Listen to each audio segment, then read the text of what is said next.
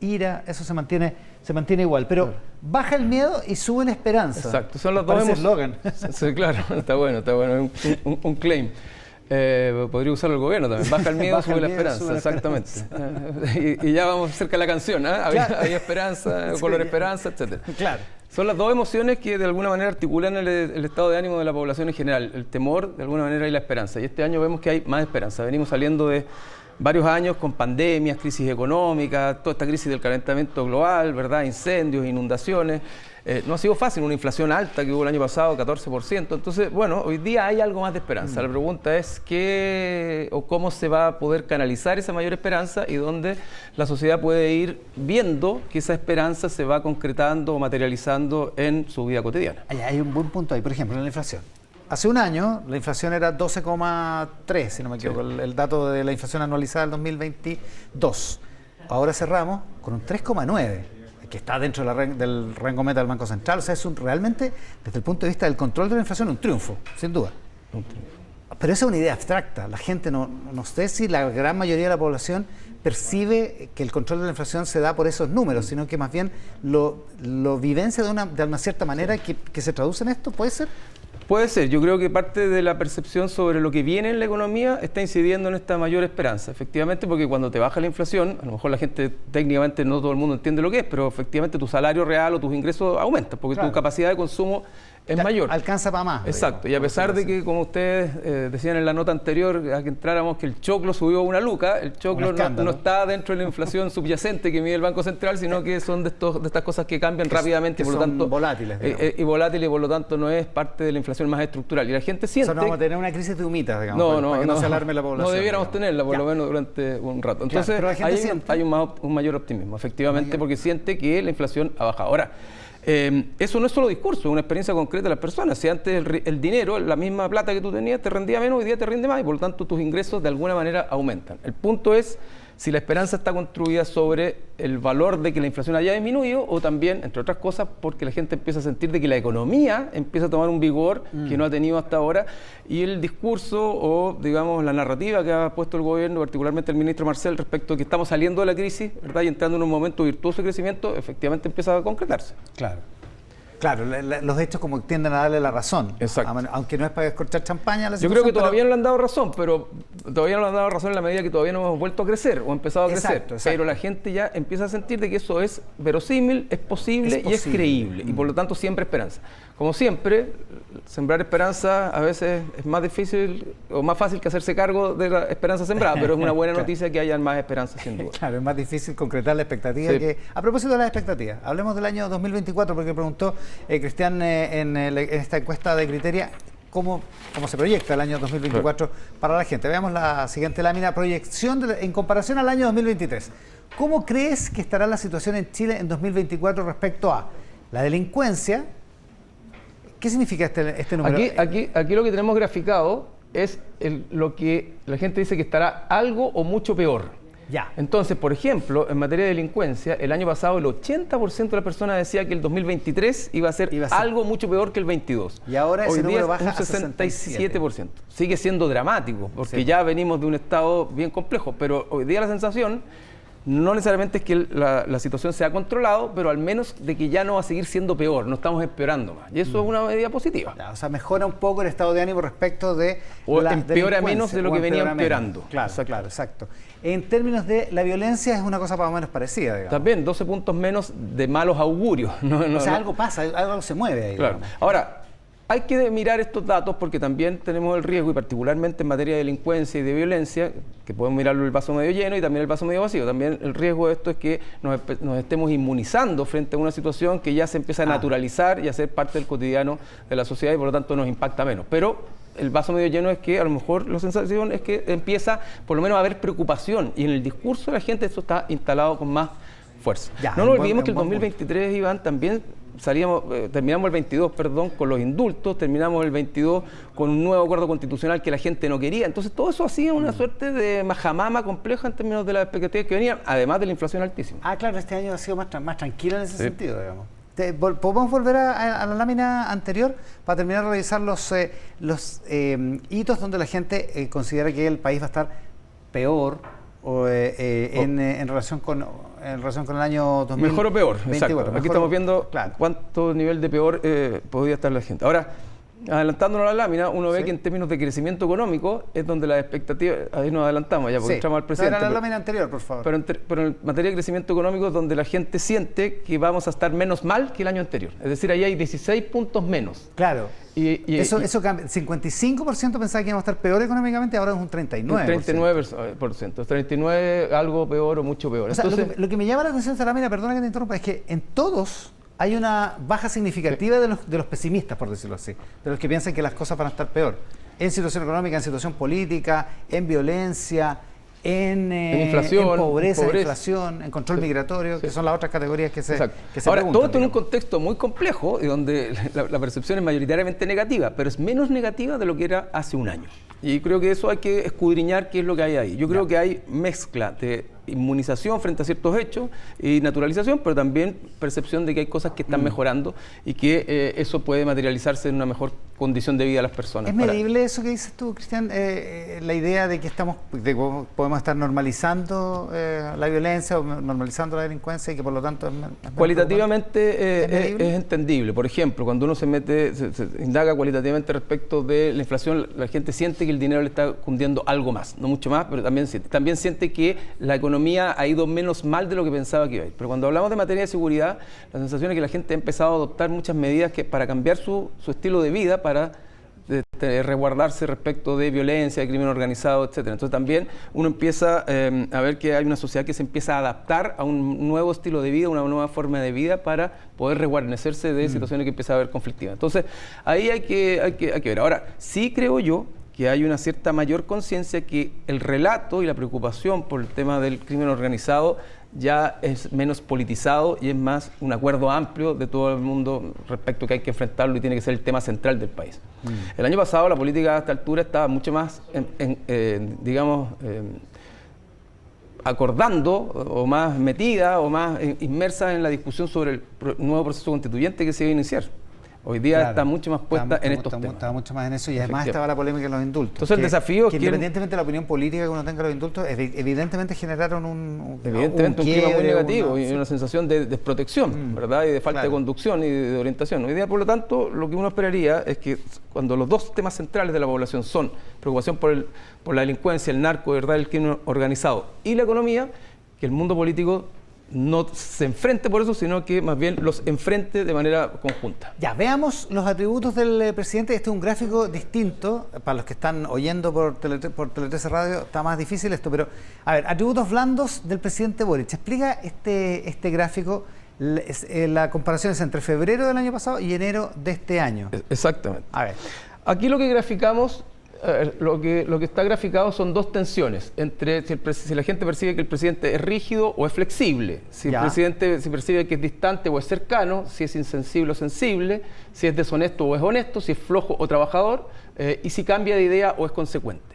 Y lo que está graficado ahí es los puntos netos, es decir, la cantidad que refiere a ser rígido versus menos lo que refiere a flexible, la cantidad que refiere a distante versus cercano, etcétera. Y lo que encontramos ahí es que en general, este es el gráfico de la población global, la gente percibe este año más flexible al presidente, más flexible y menos rígido de lo que lo percibía a inicios del año anterior. Ha ganado flexibilidad el presidente. La gente lo percibía flexible en un índice 10 y ahora en un índice 25. Tenía 10 puntos positivos y ahora tiene 25 puntos positivos en flexibilidad. Hay que leerlo, perfecto. Ese es el único atributo, Iván, donde la gente reconoce una mejoría, comillas, entre los atributos blandos del presidente. Perfecto. En los otros, en general, el presidente pierde y pierde bastante respecto al año anterior. Por ejemplo, antes tenía 5 puntos positivos en cercanía, hoy día antes tenía 20 puntos positivos de cercanía el año anterior. Lo consideran cercano y ahora solo 5. Hoy día solo 5 puntos de ventaja positiva en cercanía. Exactamente. El año pasado, por ejemplo, tenía 10 puntos a su favor en ser sensible y hoy día tiene menos 10 puntos, es decir, perdió 20 puntos en sensibilidad al presidente en un año. ¿Y en honestidad? La honestidad tenía 1 punto a favor, hoy día tiene menos 11 puntos a favor, es decir, perdió 10 puntos. 12 puntos en ese caso. Claro, 12 puntos, claro. 12 puntos, porque estábamos en menos 1.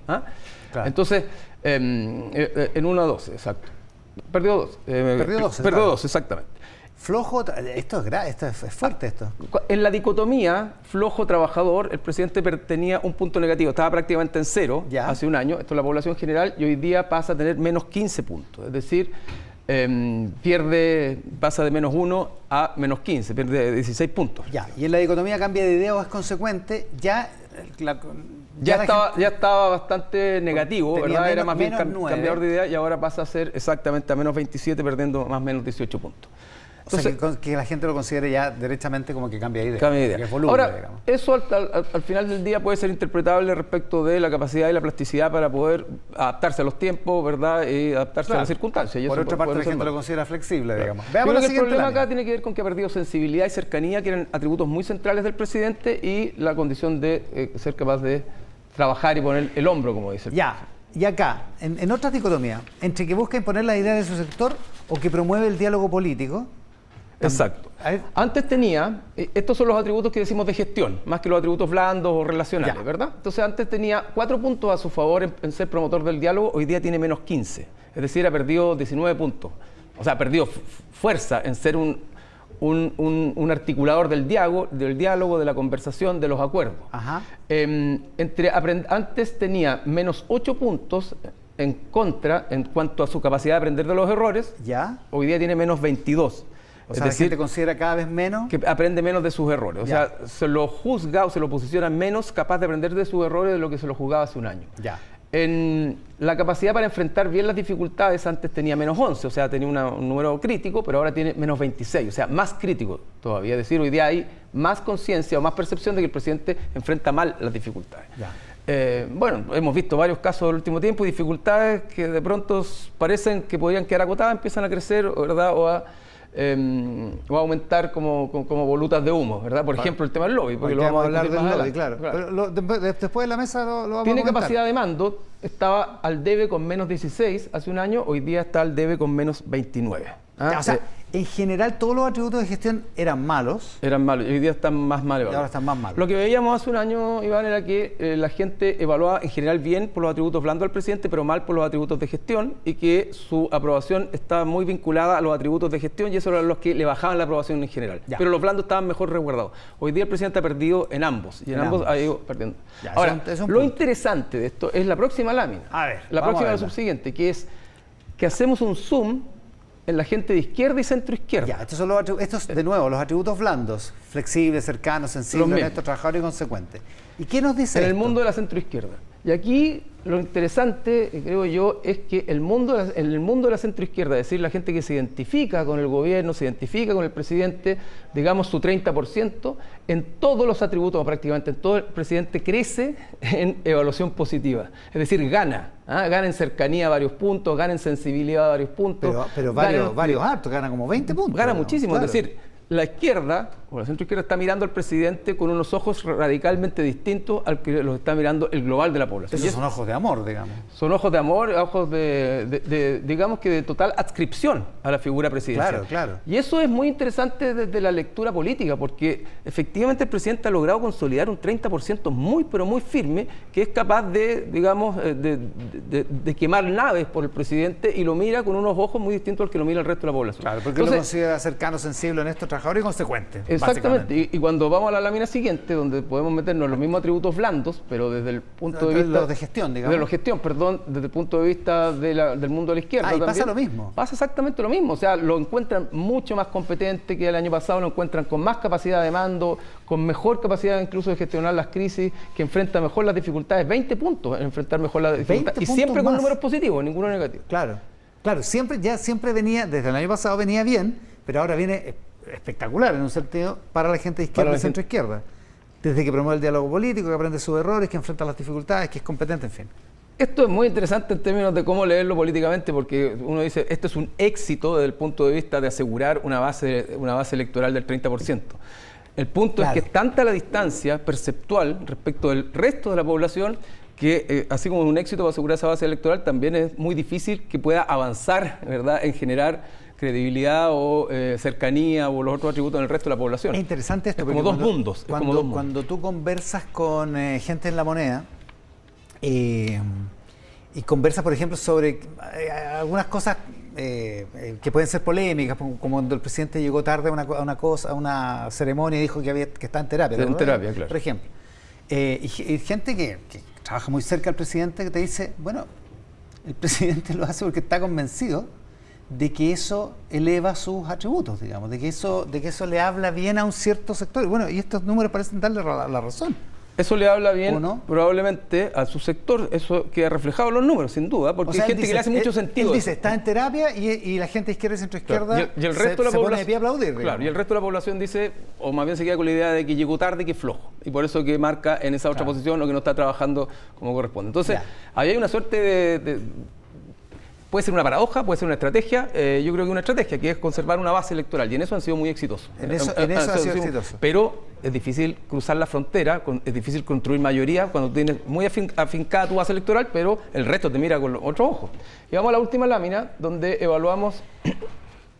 ¿Qué nota le pondrías al gobierno de Gabriel Boric en los siguientes temas? Esto es nota promedio entre febrero del 23 y enero del 24. Todas las notas, estas notas son rojas. Sí. El año pasado eran todas rojas y este año siguen siendo todas rojas. Siguen siendo rojas, pero todas mejoran un poquito. No sé si es significativo la mejoría, porque en inmigración, ponte tú, cambia de 2,4 a 2,7. O sea, es una son todas en el margen, están todas en el margen. Delincuencia 2,5 a 2,8, inflación 2,9 a 3,2, en empleo 3,332, y lo mismo en previsión 3,333 y salud 3,333. Lo que uno puede decir acá es que al menos no ha seguido cayendo, pero no que ha mejorado significativamente. Ahora, y por lo tanto sigue siendo evaluado por el conjunto de la población con nota roja. Con nota roja, ¿verdad? En las distintas áreas que están evaluados, inmigración, delincuencia, etcétera. Ahora, no lo tenemos acá, pero ni que decirte, cuando llevamos esto al mundo de la centroizquierda, todas las notas son azules, sin duda, e incluso mejoran respecto al año anterior. Salvo en pensiones y en salud. Salvo en pensiones y salud, que caen marginalmente. Caen marginalmente, pero es interesante eso, porque en pensiones y en salud es donde ha habido, entre comillas, renuncias significativas de parte del gobierno, ¿no? Por ahora, renuncias discursivas. Sí, claro, porque no se han plasmado en proyectos. Efectivamente. Son todas notas azules, y donde uno cae levemente, pero cae algo en pensiones y en salud, el resto arriba de 5, de notas 5. Ya. Un 30% duro para el presidente de la República, y vamos a empezar a analizarlo con Cristian Valdivieso, que está con nosotros, pero también con nuestros columnistas. Hoy Claudia Álamo, ¿cómo estás, Claudia? ¿Qué tal? ¿Cómo están? Bienvenida. Quique Mujica, que viene volviendo de vacaciones. ¿Qué tal? ¿Cómo están? Por eso ese rostro lleno de... Descansado, lleno de vitalidad. Vitalidad. No. Con 3 niños. Vacaciones con 3 niños. No requiere maquillaje. Con 3 niños. Sí, no, perfecto. No, llegué a descansar ahora. ¿Ahora sí? Sí. Por eso te viniste para acá. Sí. Ya, ¿cómo ven los números que estaba mostrando Cristian? Es bien impactante esta idea de que le resulta al presidente mantener una base, y la base la tiene harto contenta, sí. Aparentemente. Yo escuchaba a Cristian y pensaba en lo siguiente: hay una pregunta que da vueltas también en el mundo del oficialismo, y es como, ¿quién gobierna? Puede parecer una respuesta obvia, porque en el fondo todos te dicen, el núcleo duro del socialismo democrático, el ministro del Interior, el jefe económico, el subsecretario del Interior, son todos socialismo democrático. Pero cuando finalmente el presidente logra no solo mantener, consolidar y fidelizar ese 30%, es porque también cada tanto le está haciendo guiño a ese mundo político que es ese 30%. Es decir, y tú lo escribiste, Cristian, alguna vez en una columna muy interesante, como el efecto psicológico del presidente, que ha logrado quizá navegar en dos aguas, dando el timón al socialismo democrático, pero aún haciendo... cada cierto rato, un guiño cada cierto rato a ese mundo, porque si no, no se entendería que estuviera fidelizado, ¿no? Sí, yo creo que la buena noticia es que para el gobierno que tiene 30, y la mala noticia es que tiene 30. O sea, con eso no se gobierna en una próxima elección. Eso uno. Dos, creo, es una tesis esto, que en ambientes polarizados como el actual, las barras bravas, las más duras, no se mueven. O sea, es como el voto en Las Condes. Ese dicho, va un grifo en Las Condes y gana la elección si es de derecha, porque es voto duro, en Vitacura lo mismo. Entonces, al final, esa barra brava se queda ahí, se mantiene ahí, y yo creo además que esa barra brava cree que este presidente, con todos los bemoles y los cambios de opinión que ha tenido, es el presidente más auténticamente de izquierda que ha tenido en el último tiempo. Quizás con Bachelet, pero todo el problema es el presidente más de izquierda. Un gobierno de izquierda, digamos, claro. Y habría que ver también dentro de esa barra brava, me pregunto también, eso no lo sé, Cristian, cuánto público juvenil tiene, porque en sectores populares no le va bien, eso yo lo he visto, pero sí en mujeres, por ejemplo, y en sectores más jóvenes sí tiene un partidario ahí bien duro. ¿Cómo es eso, Cristian? ¿Es así? No, efectivamente, ese 30% cuando uno le hace una radiografía o una disección, está más compuesto por gente joven, menor de 35 años, más por mujeres y grupos más bien de mayor capital cultural que de menor capital cultural. Esa es la base más dura del presidente, y todo lo que el presidente de pronto hace y que a uno que es más viejo le suena raro, o dice tú se descoloca o se desconecta de la mayoría de la gente, probablemente a generaciones más jóvenes, y esa barra dura, como dice Quique, le hace harto sentido. Para mí fue emblemático cuando el presidente dijo alguna vez que alguna parte de él quería derrotar al capitalismo. No sé si se acuerdan en una entrevista en España que todo el mundo, ¡oh, pero cómo! Son guiños que uno piensa que son lapsus lingüe. Yo creo que no son tan lapsus lingüe a veces. Son cosas más preparadas, más pensadas, porque le hablan bien a un sector que es el que en la encuesta dice que quema todas las naves por el presidente. Pero aquí yo creo que también se abren muchas preguntas futuras. O sea, el gobierno lleva 2 años. Claro. Se acaba de tener un cónclave en Cerro Castillo para diseñar los próximos 2 años. Y empiezan a aparecer ambigüedades. Me tocó entrevistar al alcalde de Maipú, Tomás Bodanovich, la semana pasada. Yo creo que él hacía un punto interesante. Decía, mira, los tiempos de las quimeras, de nuestros sueños, de nuestra identidad ya pasó. Este es el momento de la gestión. O sea, de aquí a lo que reste de gobierno, es muy probable que Gabriel Boric y el Frente Amplio, esa generación, sea medida también por la capacidad de gestionar el gobierno y el Estado. Y ese va a ser un punto ancla para poder ver la proyección que tenga ese Frente Amplio. Y lo digo porque, ok, el presidente le está hablando de ese 30%, pero lo que uno está viendo en las filas del Frente Amplio son mini fisuras respecto de quienes creen que el presidente ya ha renunciado a la parte esencial del programa de gobierno con el que llegó a la moneda. Insisto, ¿por qué? Porque el socialismo democrático en los hechos maneja el gobierno. Maneja el gobierno, claro. Ahora, hay también otra vara de medición, que es la de la gestión, como conversábamos con Cristian, y en eso el asunto del lobby que se tomó la semana de manera, ya no sé si es sorprendente o no, pero fue realmente el tema de la semana para el gobierno, una cuestión que era de este porte al principio. A mí me sorprende la declaración que te dio a ti, Maysa Rojas, que no sabía que Pablo Salaquet era lobista, por lo menos porque dice ella es una científica muy reputada,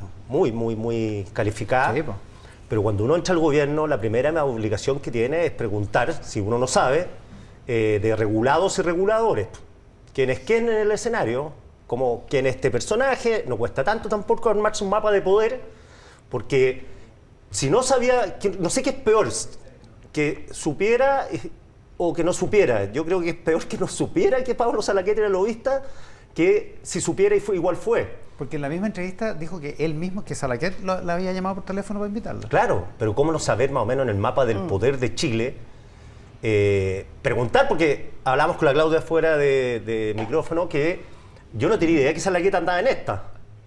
Nos quedamos hasta que estaba vendiendo zapatos, ¿no? Claro, sí, y que había tenido problemas políticos. En ese punto. Un libro, además lanzó... Ese libro es muy interesante, que no se ha hecho pie, ¿eh? Viste que lanzó un libro debe hacer un par de años, que se llama Sí se puede. Y es un libro en el cual Salaquet lo que instalaba era su experiencia de vida, o sea, todos los procesos que ha vivido, hubo un tiempo que hizo terapia, entonces como que en este libro, que es un libro como de autoconfesiones, que se llama Sí se puede, aparece también todo otro proceso que había. Entonces, yo creo que todos nos quedamos... Está caro el libro, ¿eh? A ver, ¿a cuánto está? 20... no, 10 lucas. Había leído 20 lucas. Bajó 10.200, ya. Y...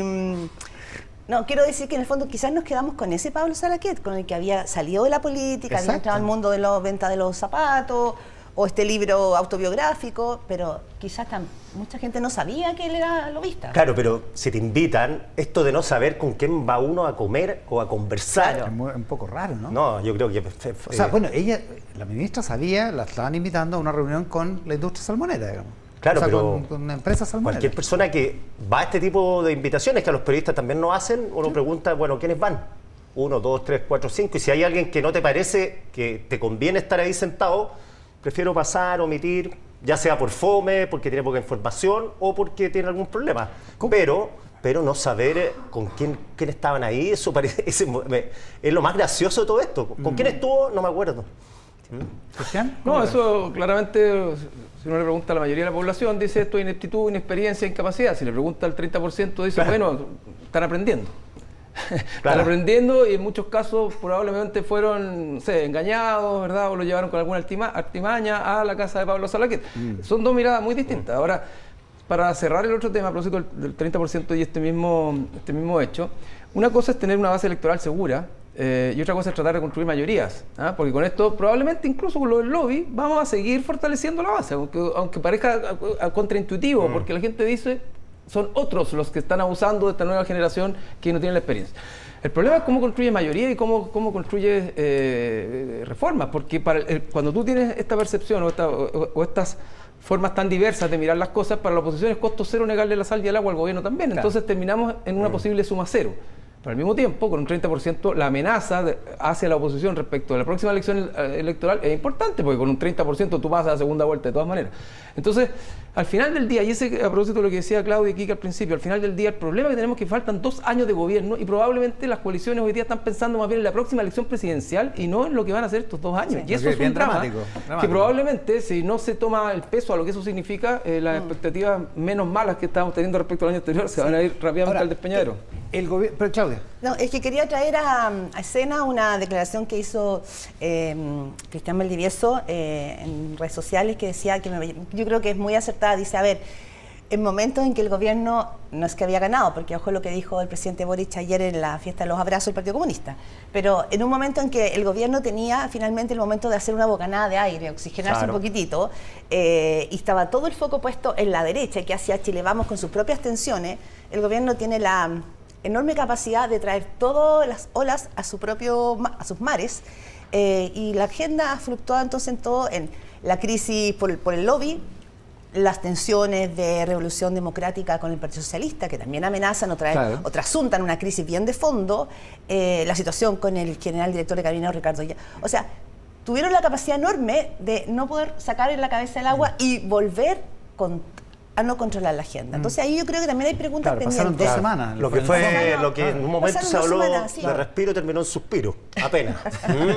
Claro, tal cual. Sí. Y eso habla de que un gobierno al que le quedan 2 años tiene que tener capacidad, no solo para construir esos acuerdos, que Cristian tiene razón, con 30% firme pasar a segunda vuelta de todas maneras, pero también tiene que tener capacidad de gestión política y de gestión comunicacional, porque aquí parece ser que lo del lobby ha sido una gigantesca metida de pata comunicacional, ¿o no? Pero la aguja no se mueve. Si eso es el 30 duro, es bien, digo, virtuoso por un lado ese 30, porque pasara lo que pasara, parece que ese 30 no se mueve con todo lo que ha ocurrido. Es lo que dice Cristian, digamos. Claro. Pero también incluso hasta lo del lobby lo van a mirar con... Claro, pero también es vicioso porque... Se mueven los márgenes, pero no te permite seguir avanzando, no te permite porque tener hay 70 al otro lado. Exacto. O sea, no hay que perderse en eso. Ya, pero eso desde el punto de vista de la base electoral. Yo digo desde el punto de vista de la gestión del gobierno. Política, claro. Por eso ¿Cuán competente es el gobierno como para comunicacional y políticamente gestionar lo que tiene que hacer, digamos? Cristian. Claro, que ahí está el problema donde lo tienen adentro, porque la dificultad y la competencia que tiene el gobierno, porque efectivamente después de la elección donde se impuso el en contra, el gobierno recuperó de alguna manera el aire, el oxígeno, porque el gobierno claramente estaba identificado con el en contra. La derecha hizo una campaña por el a favor diciendo que votaran contra el gobierno y la gente no votó mayoritariamente contra el gobierno. Por lo tanto, el gobierno recuperó la agenda. La derecha estaba peleada entre ellas, ¿verdad? Cartas van, cartas vienen, quiénes son los responsables, cuchilladas por acá, cuchilladas por acá. Y de pronto, no sé qué pasó, vino el año nuevo y resulta que los focos de los problemas nuevamente están centrados en el gobierno y la derecha, como bien dice el presidente Piñera en una entrevista hoy día, sin tener mucho liderazgo ni ninguna capacidad de conducción, ahí mirando desde el palco cómo el gobierno está entrampado en eso. Entonces, ¿cuál es la lectura probablemente que hace mucha gente de este 30%? Que el problema de todo esto es que esto no es relevante, pero que los medios le dan relevancia al tema del lobby o la sobre-relevan. Que el tema de la delincuencia, el tema de la migración no es tan fuerte y que ha mejorado, pero que los medios, ¿verdad? Y aparecen estudios que dicen que los medios han sobredimensionado el fenómeno.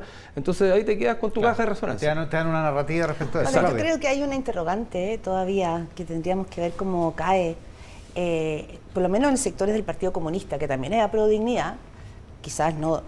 Hay una mirada sumamente crítica del lobby, de que ministros como su ministra del Trabajo, Janet Jara, una ministra bien icónica del partido, se haya reunido, ¿no es cierto?, con gremio, en este caso, de AFP. Entonces, yo creo que todavía falta por ver... O sea, el discurso de Lorena Pizarro en la Cámara esta semana, la diputada comunista, bueno, fue uno de los más duros de la semana. Es que por eso digo, yo creo que hay que ver todavía cómo se... Porque no olvidemos, por una vez más, después de 2 años, que aquí estamos hablando de una generación y de una coalición que hizo la impugnación respecto de que la concertación transaba, que la concertación finalmente tenía relaciones espurias con los otros. Entonces, la superioridad moral de la que habló alguna vez George Jackson también se traducía en esto, en que ellos no iban a generar estas relaciones oscuras o con poca luz, que todo iba a ser muy transparente. Entonces, yo creo que ahí también hay todavía por ver el catastro, digamos, de cómo puede afectar. Sí, además, porque para el PC esto no está siendo fácil de tratar. Claro, no se entiende además si el demonio era Enrique Correa, cómo se juntan con Pablo Salaquet, que quería ser doble demonio, del CBU al cuadrado, siendo uno UDI de derecha que estuvo metido en el tema de las plata. Entonces... Y que después de la entrevista el Mercurio ayer, Pablo Salaqueto, ¿no? Sí, el Mercurio del Cuerpo C. Enrique Correa, ya está, esa a pelea, lo que voy, sí, lo que veo, lo que he visto, lo que he leído en el último rato y algo que he conversado para reportear, esto de pasar ahora que nadie puede conversar es una estupidez supina. O sea, Chile nos vemos obligados a transformar todo esto en una especie, ahora todos vamos a ser acólitos, impolutos, que nadie puede hablar con nadie, si no se trata de eso. Ah, claro. Cambiar la ley Ya, existe. es que todo esto hizo que se volviera pecaminoso conversar, ya, ok. Pero es una tontera eso. Ya, puede ser. Lo que digo es, el gobierno ha convertido esto, por incompetencia probablemente, exactamente, porque en el primer caso era decir que, yo creo que el mayor problema es el tema de Grau y Maiza Rojas con los salmoneros. Porque ahí, como decía Covarrubia, había regulado y reguladores. Si se juntan con la ministra Jara con las AFP. Con la AFP. Entonces, eso claramente es lobby. Si hubieran dicho, ¿sabes que nos equivocamos? No sabemos, vamos a hacer esto al tiro. Se enredaron con una chapucería mayor. Y esto de que no sé quiénes fueron, es reírse la gente. Ya, pues, ¿cómo no sabéis con quién fuiste? Estuviste 1 hora sentado, toda gente importante, y no se me olvidó. Es una amnesia supina en el ascensor de Salaquet. Yo creo que ahí opera una cosa algo inconsciente, que es no saber, no es habitar realmente el cargo. Es decir, es obvio que era algo que tenía que pasar por ley de lobby, pero también es bien probable que estos ministros no quisieron aparecer frente a ciertas huestes yendo a negociar, ¿verdad? Sí. En una comida que se parecía a la cocina de Saldívar, a negociar con los gremios empresariales. Entonces quisieron pasar colado. Eso es lo más evidente y lo más obvio a esta altura de los temas. Y quisieron pasar colado para que no lo enjuiciaran por un lado y pensaron que no lo iban a soplar o no lo iban a contar que habían estado en esa reunión. Y resulta que en esa paradoja quedaron instalados y se han demorado 3 semanas o han estado 2 semanas, ¿verdad?, dando explicaciones que son absurdas, espurias, ridículas, cuando al final lo único que van a tener que ir haciendo es teniendo que reconocer que fueron reuniones por ley de lobby. Además, cuando el propio presidente, Gabriel Boric, también, ¿no es cierto?, hace un punto... O sea, cambia, digamos, hace un giro importante. Parte diciendo, hay que dialogar hasta que duela, y diciendo un poco, esto está bien. También fueron por instrucción mía, algo así, ¿no? Y termina este jueves finalmente pidiéndole a sus ministros que vayan, ¿no es cierto?, a declarar esta reunión en ley de lobby, porque tiene 30 días para hacerlo. Pero su molestia fue increciendo, pero también es el presidente el que hace este giro, no solamente sus ministros. O sea, terminan... No claro. Ahora el presidente partió dándoles apoyo. ¿Sí? Sí, total. Ahora tenemos el problema que si van a entrar en modo silencio durante los próximos 2 años, no van a poder gobernar. Sí. O sea, nadie se va a querer juntar con nadie ahora. Por lo menos, a lo que voy, es que no insistan con cambiar la ley de lobby. Si la ley está ahí, hay que cumplirla. En Chile queremos... Ahora nadie se junta, entonces lo que tienen que hacer es juntarse en la oficina sin Salaquet. Por lo menos el programa de hoy han estado renuentes. Hay otro problema. Sí, dale. Que es el que yo creo que lo que más molesta al presidente Boric es el goteo, digamos. Y finalmente, ya, para culminar con el goteo, termina la vicepresidenta del PP, Natalia Bergentili, metida en el baile, digamos, con una explicación que es... Es que te quería decir que cuando uno hace el reporteo, seguramente además Cristian tú lo vas a ir después testeando cómo golpea. El dato hoy día, o la bomba, me decía ayer un dirigente del PPD, es la bomba de la situación de la expresidenta del PPD y actual vicepresidenta del PPD, Natalia Pergentili, porque ahí ya no es solamente una reunión, ahí lo que CIPER entregó como información es que hubo un pago, y también en la explicación respecto de ese pago de 3.800.000 pesos, también acá se generó un ruido y una confusión. Pablo Salaquet dijo una cosa, ella dijo otra, después sacó una declaración pública en el día de ayer, y mañana en el PPD hay comisión política a las 6 de la tarde. Y lo que se presume es que va a ser una comisión política muy álgida. Descartan que finalmente ella quiera renunciar. Sí, Descartan, pero no está 100% descartado. Esta discusión se tiene que dar mañana. Pero ella misma reconoce el problema, porque dice que yo le pedí la boleta a nombre de Salaquet porque reconoce, yo venía saliendo del PPD y era un problema para todos, para el empresario. Pero la palabra que dice al final, para cuidarnos. Para cuidarnos. Esa palabra en el PPD es como un botón de alarma porque me la es como suena en el mismo tono de los audios de Hermosilla. Claro, pero esto podría configurar una situación de boleta ideológicamente falsa. Entonces yo creo que esto el problema es que abre una arista realmente que aquí, nueva. Por experiencia, quizás este no sea el momento, pero no le ha pasado que cada vez que aparece una manera de actuar, al día siguiente va a decir otro, a mí también me pagaron. A mí también me pagaron, a mí también, y vamos a saltar de las conversaciones de lobby a cuántos asesoran políticos, asesoran a empresarios y les cobran. Bueno, porque también hay una percepción en la gente, no sé si en el 30%, pero en la mayoría de la gente, es lo que te llega cuando estamos al aire, la mayoría de la gente piensa que es inverosímil que no les hayan pagado. Y Pablo Salaquet y muchos han insistido en que estas eran unas cosas donde no se pagaba. Si hubo un beneficio, probablemente fue un beneficio indirecto, lo que tiene sentido, pero la gente no lo va a creer, digamos. No, y lo más probable es que si hay una boleta, si ya apareció una boleta, van a aparecer otras boletas. Sí. Ha pasado en todos los casos. Sería muy raro, sería muy raro capaz que los que no recibieron boletas... Natalia Pergentili sea la única. Claro, los que no recibieron boletas van a decir, oye, pero a mí no me tocó. Pues. Entonces, lo más probable es que empiezan a aparecer otras boletas y ahí empieza a enredarse todo. Es evidente que esta es una situación donde, si Pablo Salaquet es lobista, te reciben en su casa, hay regulados y hay reguladores, es una situación de lobby que tiene que pasar por ley de transparencia, o sea, por ley de lobby. Otra cosa es juntarse en una casa donde va un analista, cuenta cómo está mirando el país y los otros escuchan y se hace un pimponeo de preguntas. Sí. Claro, pero aquí es evidente que el problema acá está con la asistencia de los ministros, ¿verdad?, que tenían que regular junto con los que tenían que ser regulados. Sí. Toda esa crítica crítica absolutamente a la info privilegiada de estas personas que fueron a la casa de Salaquet, no todas, pero algunas, varias, de no, aquí Chile se arregla en las canchas de golf, Chile es un pañuelo, los ricos tienen información privilegiada, conversan entre ellos, bueno, están sentados en el mismo club.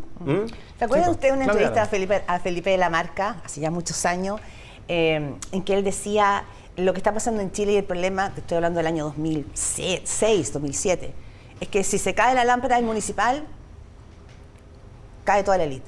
O sea, en el fondo lo que él ya venía determinando y diagnosticando es que finalmente aquí la élite estaba funcionando, ¿no es cierto?, como un cuerpo único. Quiero volver al PPD, porque creo que lo que se puede hacer en el PPD no deja de ser. Primero, el argumento que hay, que es distinto, es que Natalia Pergentili, la presidenta del PPD, ella dice que empezó a asesorar, porque ella dice que ella lo asesora a un empresario del gremio. En el PPD hay sospechas. Yo no lo voy a decir porque no puedo hacerme cargo después. ¿Pero es conocido? Sí, muy. Obviamente se va a saber. Pero yo no puedo. No, obvio, lógico. Pero es una figura importante que también esa figura ha dicho que es muy amigo de ella. Por WhatsApp. Ya, ¿qué te digo? No lo tengo chequeado, por eso no puedo. No, obvio, sí. Pero hay un empresario. El secreto de la radio, no está chequeado. No está chequeado, obviamente, no está chequeado. Y por lo tanto lo que dicen, si ella lo que hizo como vicepresidenta del Partido por la Democracia, partido de gobierno, partido al que pertenece la ministra del Interior y jefa política del gabinete, y ella expresidenta, lo hizo en tiempos donde además ese posible empresario del que se habla era candidato también a la Convención Constituyente. Entonces también, y todo esto trasunta en una discusión que el PPD ha venido dando y en que Natalia Pergentili fue muy clave. ¿Se acuerdan ustedes cuando fue la discusión sobre las 2 listas? Sí. Sí, ¿Ya? Claro. Y ahí ella, junto con otras figuras del PPD, quedaron en minoría porque ella era partidaria de ir en 2 listas. ¿Para qué? Para hacer un nuevo referente de centro-izquierda que se distanciara del Frente Amplio, que eran finalmente, ¿no es cierto?, en esta entrevista que ella dio de los monos. Claro. Entonces, aquí también hay una pelea de fondo en el PPD, entonces no deja de ser importante en momentos de reconfiguración del oficialismo, donde la DC va a entrar ¿cuál va a ser el rol del PPD? Por eso la reunión del presidente Gabriel Boric esta semana, solo con Jaime Quintana, senador y presidente del PPD, puede estar queriendo decir algo. Ya, habría que estar atento claro, a eso. Por eso digo, lo del PPD no es cosa menor. Ya, hay que estar atentos Sí. a esa situación porque es bien complicada. Es muy complicado porque se configura muy distinto de qué conversaron. Aquí habría asesorías de una vicepresidenta Además, del partido. usa una palabra de relacionamiento con el gobierno. Sí. Eso es como, Sí. yo lo lógico. entiendo como lobby. lobby. Claro, Claro. oye, quiero tener contactos con el gobierno, hazme los nexos. Claro. Eso se entiende. Pero Sí. para hacer eso, de manera legal, tenés que estar registrado como gestor de lobbyista, intereses. claro. digamos. O sea, Exacto. por eso es súper Y la complicado. tercera publica hoy que Natalia Pergentile habría contactado a la presidenta del Partido Socialista, Paulina Bodanovich, quien también acudió, ¿no es cierto?, en reuniones. Y fue. Pero ella fue, pero ella, Claro, Paulina pero no. Bodanovich reconoce que Sí, fue a no, una. el tema es que Natalia Pergentile la habría contactado. Para ir.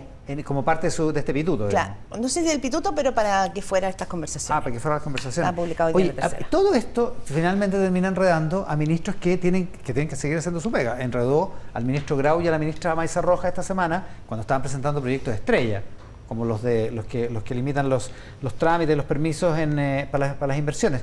Y va a complicar mañana a la ministra Jara, que tiene un anuncio que se supone que va a ser importante en materia de pensiones, en términos de la nueva posición del gobierno en esa negociación. Entonces, desde el punto de vista de la gestión política, esto va a seguir metiendo ruido, digamos, Cristian. Sin duda, le va a pasar en alguna medida lo que le estuvo pasando durante un buen tiempo al ministro Montes. Es decir, cada vez que quería hacer una pauta de prensa para anunciar, no sé, para entregar casas, para contar cintas, le preguntaban por el caso de Democracia Vida. Sí, a renunciar.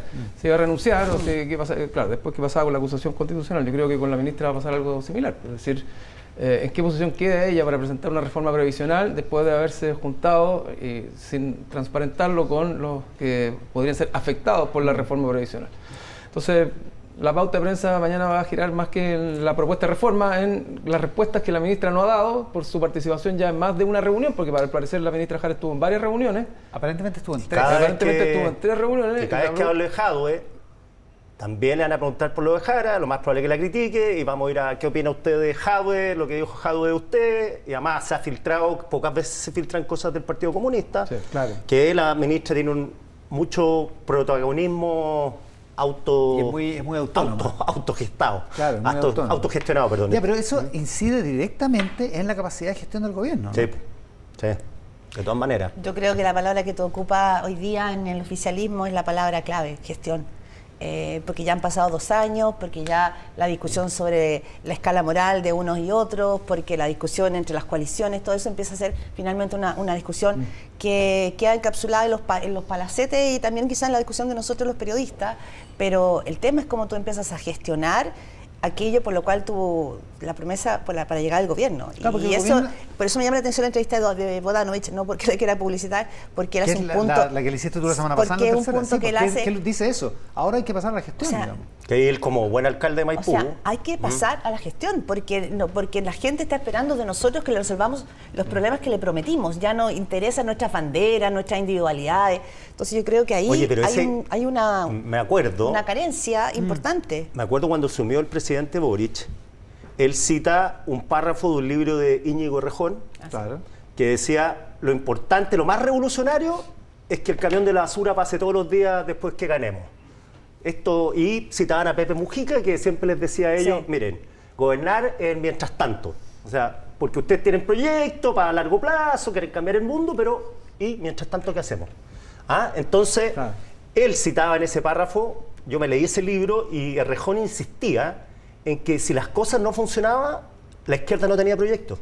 Y las cosas no podían dejarle a la cosas derecha la prácticas, gestión, las digamos. cosas prácticas. Claro. Entonces decía Como el camión de la basura. Claro, lo más valorable del gobierno de Morales, más allá de si a uno le gustaba o no, es que los cabros chicos empezaron a tomar leche.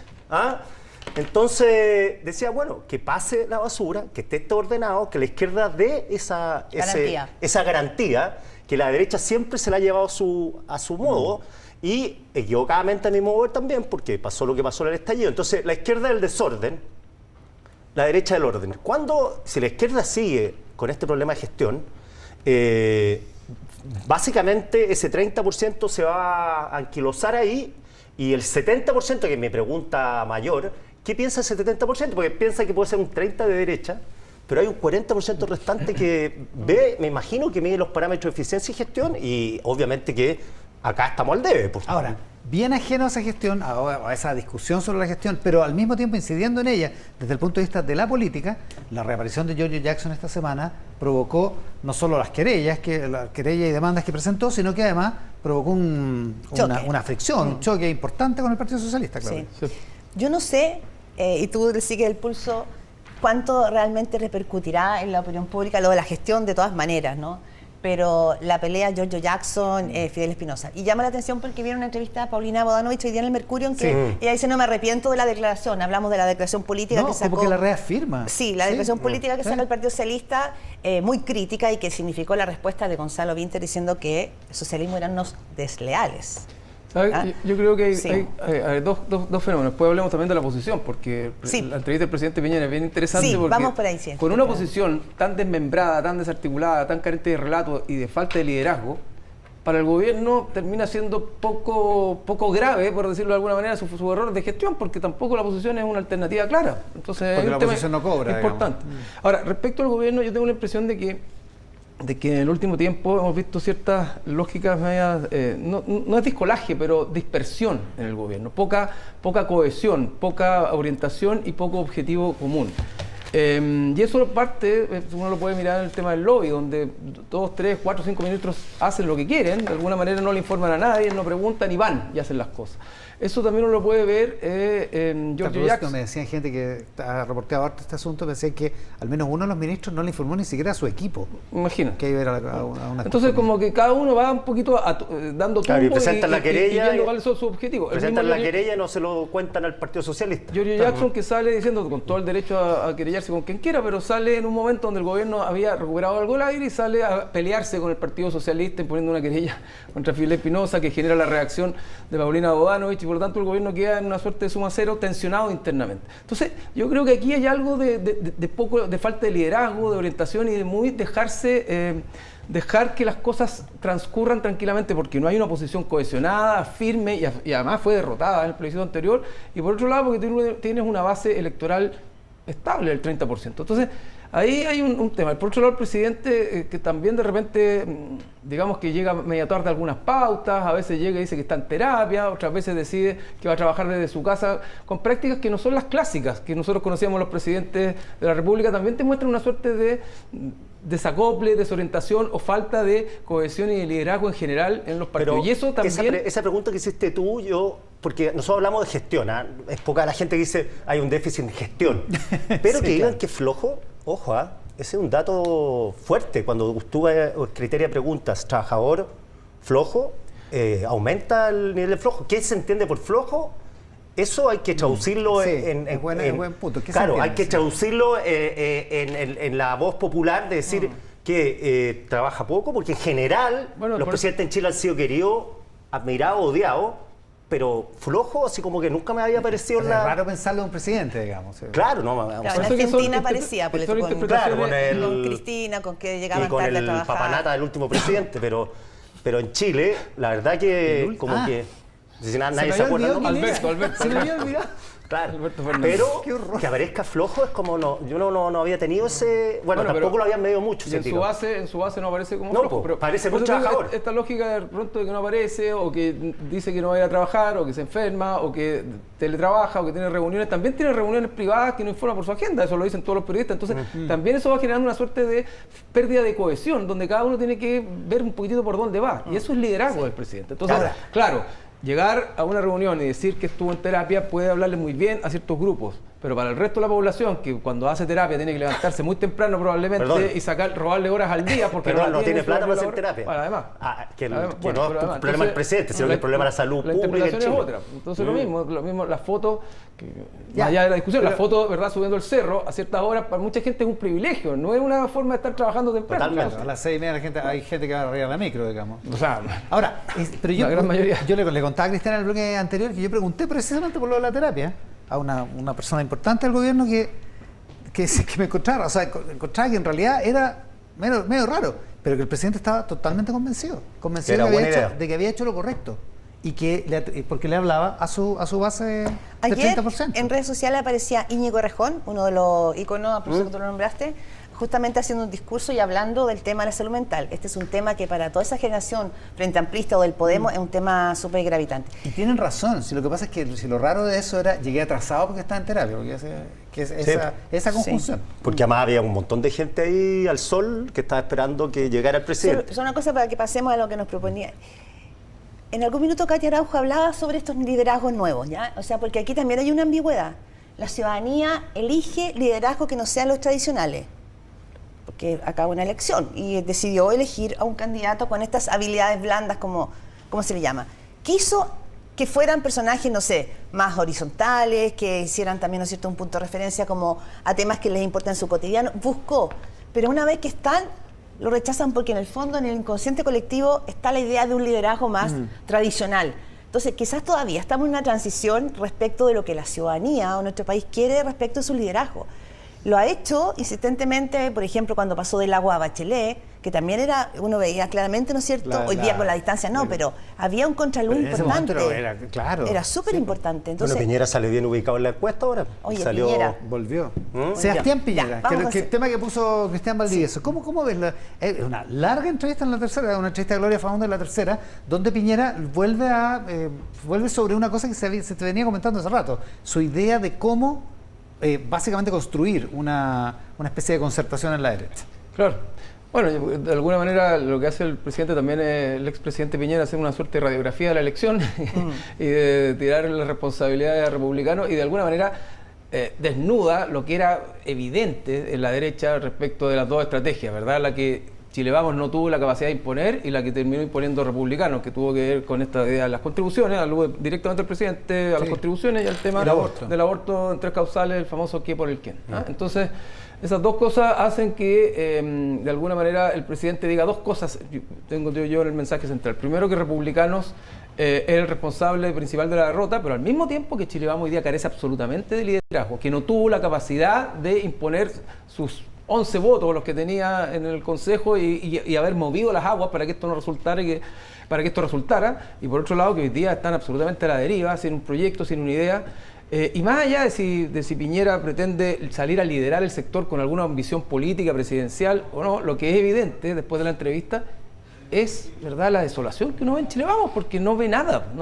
Sale el expresidente Piñera a marcarles, ¿verdad?, la cancha respecto a lo que tienen que hacer para poder ser una oferta política de gobierno. Entonces creo que es un tema relevante, sobre todo desde el punto de vista de que el gobierno, de nuevo, el gobierno puede no estar haciendo muchas cosas, pero la posición en la que está la oposición hoy día hace que lo que haga mal el gobierno se vea menos mal. Oye, la falta de gestión del gobierno se vea menos porque no hay alternativas al frente. Y ahí es donde no sabemos qué es lo que la opinión pública va a empezar a buscar como nuevo liderazgo. Con todas las moralejas y además la derecha, como la izquierda viene del futuro, ya vivió todo esto, la derecha con ese espejo, con ese sorpaso, con el Frente Amplio, con todos los Lagos Weber, acá inhibidos por estos jovencitos que parecían choros y ellos estaban quedando como unos paquiermos. Bueno, teniendo todo ese experimento, están en el mismo, en la misma nudo gordiano de si vamos con republicano o no. A ti, con Pato Fernández, Longueira te dijo que la UDI existía gracias a que José Antonio Kast no había querido aniquilarlo. Claro, y decía además que la UDI no existía y que si existía era porque estaba su respirador artificial se llamaba el Partido Republicano. O sea, en ese grupo de los antiguos coroneles hay como una constatación de que la UDI ya dejó de ser. Y que todos serían republicanos, una buena parte. Ahora, la pregunta es, en esta entrevista, que es larga la de Sebastián Piñera, es por qué aparece, como dices tú, a rayar la cancha. ¿Por qué vuelve sobre una idea que quiso dar en algún minuto de hacer una gran coalición tipo concertación, que es su obsesión, antigua, ¿no? Sí. Y lo otro que me llama la atención es cómo finalmente acá Sebastián Piñera sí le tira un poquitito el mantel al Partido Republicano. Lo culpa, ¿no es cierto?, del desastre. Sí. Tú lo recordaste, habla de que la ley de aborto afectó a las mujeres y que eso fue notorio y que las mujeres hoy día son un segmento súper gravitante para ganar. Pero yo creo que ahí muestra es más que una grieta, una disyuntiva que está viviendo la derecha y que todavía no está para nada resuelta. Y siempre se puede pensar que Sebastián Piñera va a querer ser candidato nuevamente. O sea, si Michelle Bachelet terminara en escena, yo no sé qué pasaría ahí con la figura de Piñera. Sí, igual sería raro. Igual sería loco que el país volviera, ¿no?, sobre un escenario... ¿A una candidatura, a una competencia presidencial Bachelet-Piñera? Sí, o estaremos delirando. No sé si las encuestas muestran eso. No, pero es que habla lo mal que de te los quería decir es lo liderazgos. siguiente. Habla mal de los liderazgos, digo. Sí, habla claro. pésimo. Pocos países, salvo, no sé, Joaquín Balaguer en República Dominicana, que se presentaba hasta los 236 años. En todos los países vemos España, renovación de liderazgo. Felipe González no anda con la jineta presidencial, y Aznar tampoco. En Argentina aparece Milei. Ya, pero a propósito de eso, cuando el expresidente Piñera dice, yo soy el único expresidente de la derecha, por eso desde ese lugar hablo, una frase Y así. no es poco. Que no es poco. Y dos veces. Y dos veces, porque la Más derecha dos no ha veces. logrado llegar a la presidencia sin Piñera. Exactamente. ¿No te dio la impresión, a lo mejor la idea mía, no, pero no te dio la impresión de que se veía a sí mismo un poco como Mauricio Macri con respecto de Milei? No había hecho esa lectura, pero tenés toda la Puede ser. razón. Pero Puede ser, tiene puede un ser problema, que que Kass Pero aquí no es tomable. Con Kass no. No. Pero con él y Matei sí.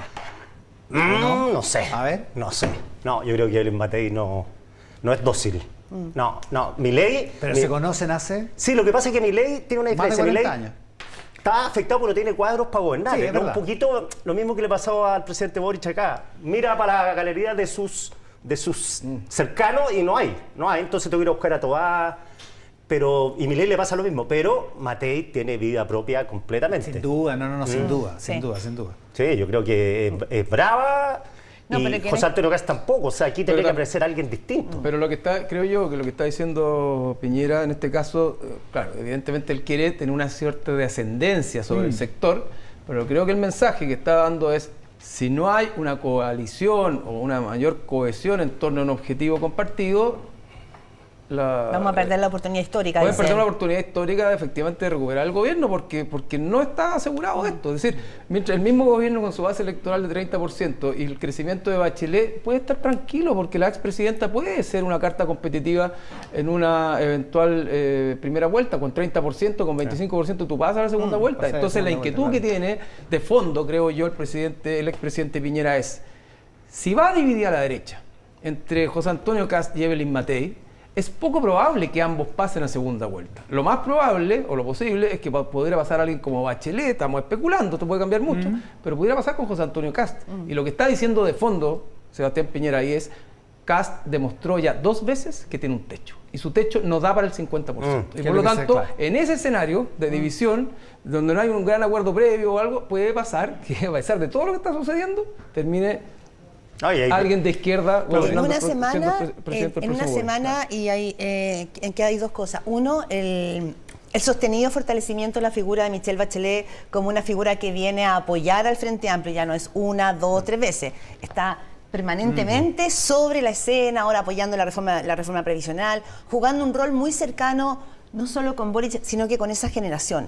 Yo creo que eso también pone al presidente Piñera, ¿no es cierto?, en un punto de tener que aparecer para nivelar. Entonces algo parecido también. Este gobierno como en el rol. lo más parecido que quería hacer Michelle Bachelet en la nueva mayoría. Totalmente, y alguna vez Y no ella lo misma- pudo porque lo estaba muy chico esto. Pero ¿te acuerdas que en algún momento ella misma dijo los jóvenes del Frente Amplio son los hijos de la concertación? Claro.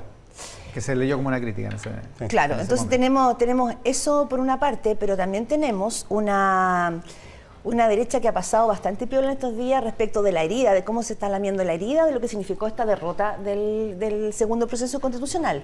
No hay todavía ninguna claridad respecto de qué va a pasar ahí.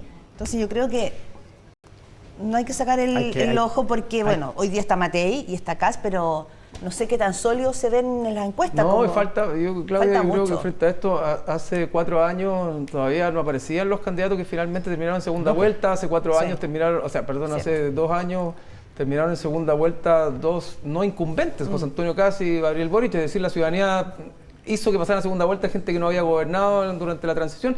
Y por lo tanto, ojo aquí, yo creo que la clase política no puede quedarse tranquila pensando que esto se va a resolver porque los nuevos no alcanzan a hacer y por lo tanto los viejos no van a terminar de morir, y vamos a terminar una segunda vuelta entre Bachelet y Evelyn Matei. Aquí queda mucho por ver las figuras que pueden empezar a salir, ¿verdad?, como outsiders por fuera de la lógica clásica, donde hoy día ya está el Frente Amplio medio impugnado y están los republicanos que tampoco la hicieron. herido. ¿Y quién te Pueden suena empezar de a eso? hacer. ¿Quién te suena Todavía no de- ha aparecido, Kiki, yo no he visto, pero... Gente suya. pero No, porque uno empieza... Yo siempre he apostado que la candidata del PS va a ser la Paulina Bodanovich, creo.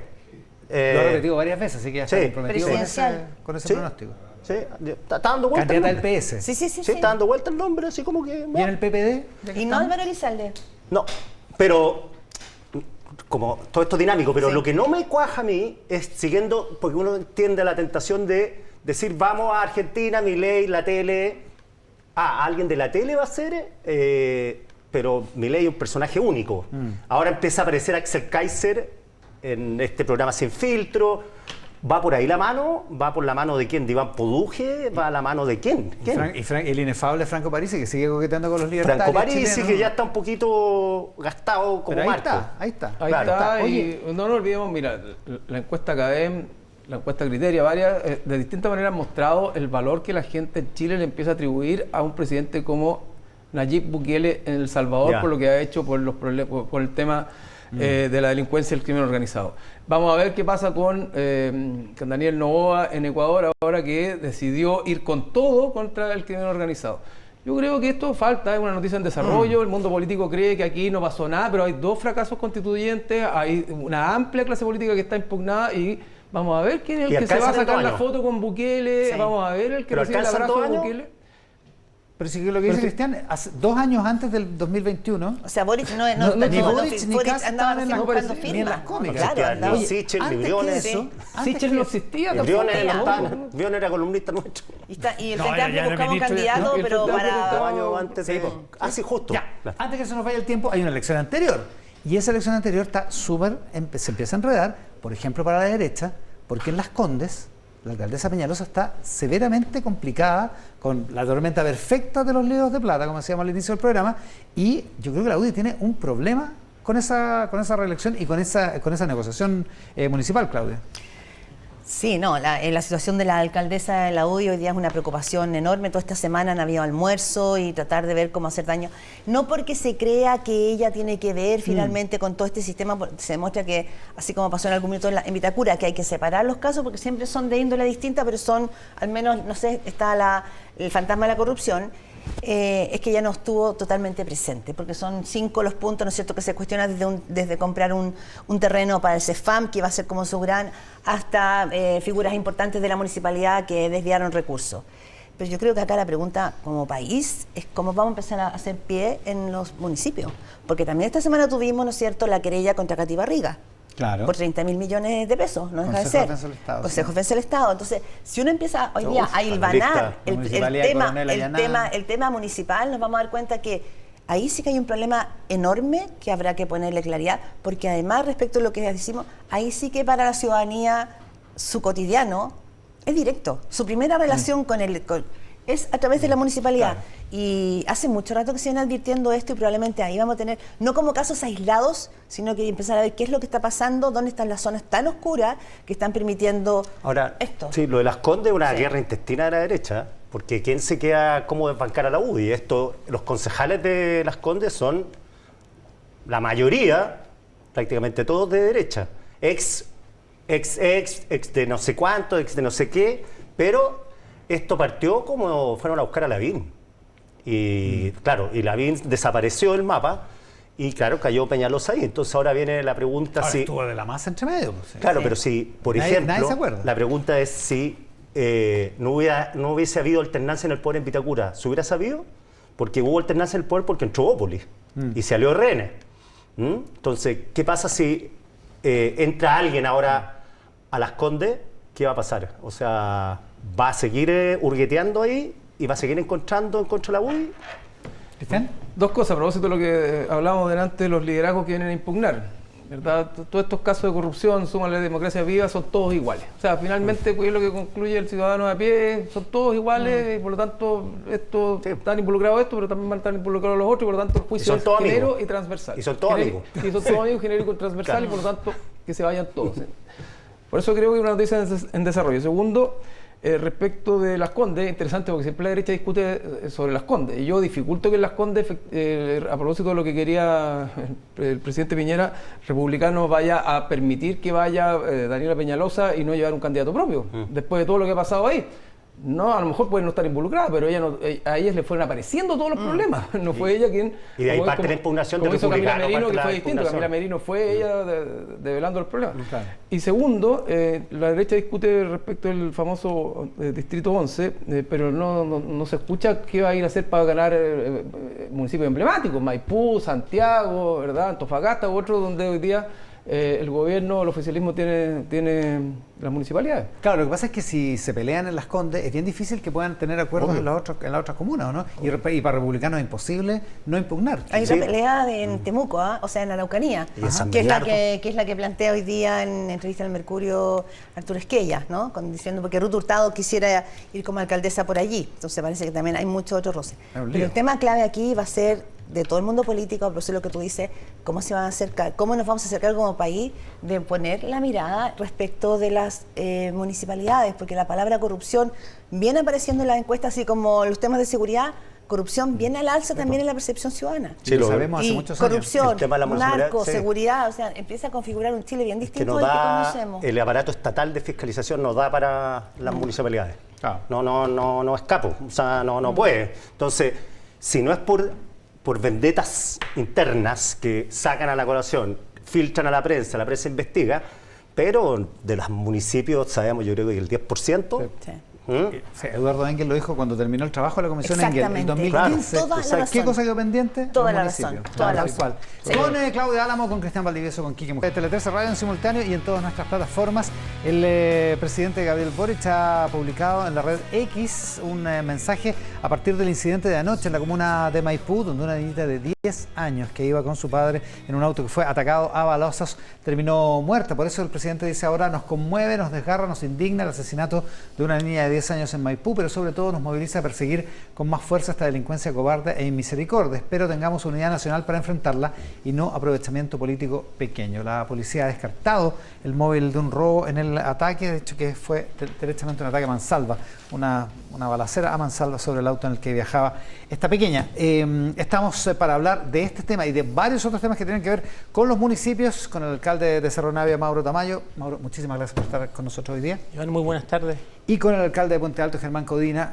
Germán, muchísimas gracias por estar acá. Gracias por la invitación. Partamos por este asunto de la seguridad. En fin, ¿cómo lo están viviendo ustedes en la primera línea de la relación con la ciudadanía?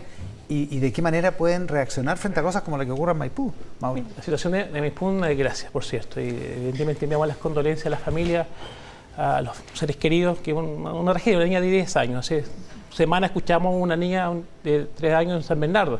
¿Cuántos niños, cuántas niñas más faltan para que de verdad entendamos la gravedad de lo que está ocurriendo hoy día en nuestro país? Los alcaldes, estoy seguro que el alcalde Codina comparte conmigo que esto nos toca vivir todos los días. Y la sensación de urgencia de actuar y sobre todo la presión con los municipios es gigantesca. Y los vecinos se aburren de que el municipio le diga no, es que esta culpa lo tienen las policías, la tiene el Poder Judicial. ¿No pueden hacer nada los municipios? Podemos hacer cosas. ¿Sí? Y en Cerro Navia le agradezco también públicamente al alcalde Codina que fue a Cerro Navia, donde por 30 años funcionó una casa narco. Pero no es una casa que supuestamente, no, allanamiento tras allanamiento, ocurría todos los días, matiné, vermut y noche, todo el día traficando drogas. Y hoy día ahí, gracias al trabajo de la Fiscalía Centro Norte, de un tribunal del 5º juzgado de garantía y del trabajo de los equipos municipales, funciona una base de seguridad. Y por fin lo que los ciudadanos perciben es que se rompe una pequeña cadena. Estamos viendo del traficante pequeño, por cierto. Pero el mensaje que les queremos dar a todos los traficantes es que se acabó. Vamos a ir por sus casas. El Estado les va a quitar sus casas. ¿Por qué digo el Estado? Porque el fiscal nacional que fue a la comuna dijo algo muy importante. Vamos a hacer una instrucción general para que todos los fiscales en el país que tengan casos de drogas hagan lo mismo que en Cerro Navia y no sea una excepción.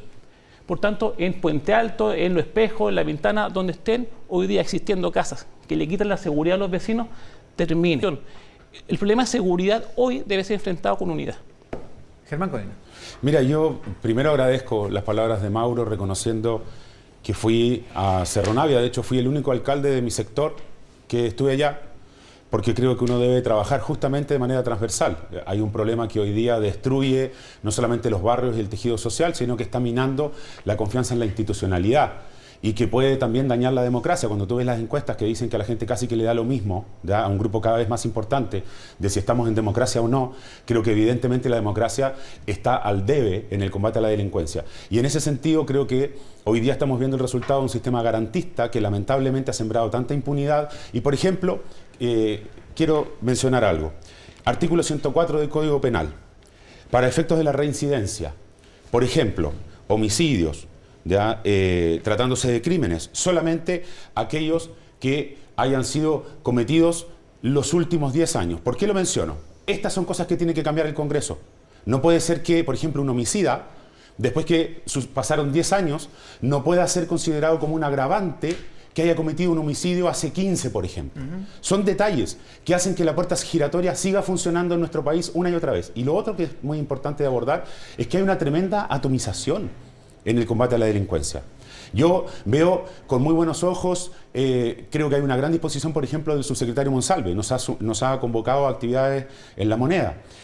Sin embargo, si de verdad no entendemos que tenemos que ir un paso más allá y salir de la perspectiva más defensiva desde el Estado e ir a la ofensiva, mira, por ejemplo, Raúl Soto, mira, ni siquiera es de mi color político. Me llamó por teléfono. ¿Ah? ¿El diputado del PP? El diputado Soto. Me llama por teléfono y me dice: oye, Codina, te escuché hablando de una visión bien integral sobre el tema de la delincuencia, de cómo enfrentarla. Me gustaría que opines sobre este proyecto de ley que quiero sacar adelante, a ver si te sumas también con otros alcaldes. Aprovecho para pasarle el dato.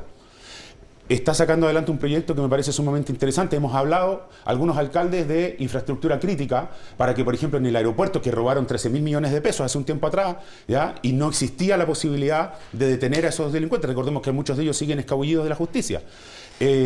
Terminales de buses, zonas públicas, mall. Y hay otros que dicen estado de excepción para toda la región metropolitana. Él está buscando una cosa que yo planteé también en algunos medios, de buscar un punto intermedio. Mejoremos la redacción de... mira, y traía un torpedo, perdón. ¿De qué? ¿De infraestructura crítica? De infraestructura crítica. ¿Ya? Toda zona urbana o rural que requiera oportuna y especial atención por los problemas de seguridad ciudadana. Y por eso abrir infraestructura crítica... para las Fuerzas Armadas.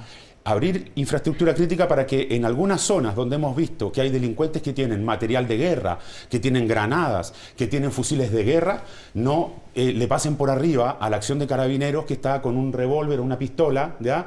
Y aquí hay que generar una fuerza de élite que pueda contener a esa delincuencia del narco que lamentablemente ha ido penetrando con mucha fuerza. Miremos lo que acaba de pasar en Ecuador. Tenemos que poner las barbas en remojo y evitar que Chile avance por la senda equivocada y terminemos con algo similar en unos años más. Alcalde Mauro Tamayo, hay muchas propuestas, hay muchas proposiciones, muchas de ellas vienen de los alcaldes y algunas son como un proyecto de ley o algún tipo, o una cosa como la participación de las Fuerzas Armadas, pero hay otras que son de política más nacional, como un estado de emergencia o el uso de un presupuesto extra para el Estado, en fin.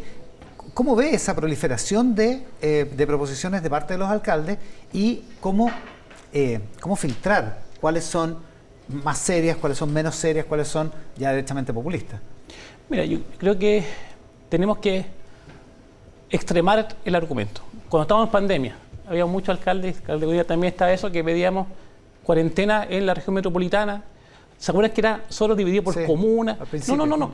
Claro. Siempre en situaciones de emergencia, cuando no somos capaces de enfrentar de forma correcta, tenemos que extremar el argumento, aumentar. Si después nos pasamos de largo, bueno, retrocedemos un paso, pero hoy día muchas voces dicen: no, mira, lo de Ecuador, como decía el alcalde Codina, es algo muy lejano, no nos podemos comparar. Siempre nos podemos comparar. Nosotros tenemos hoy día una alerta real, lo que está ocurriendo en otros países. ¿Cómo vamos a no considerar, cómo vamos a cerrar los ojos, cómo no vamos a tomar hoy día acciones? Y evidentemente yo lo he planteado en distintos espacios. Primero, bajar un cambio.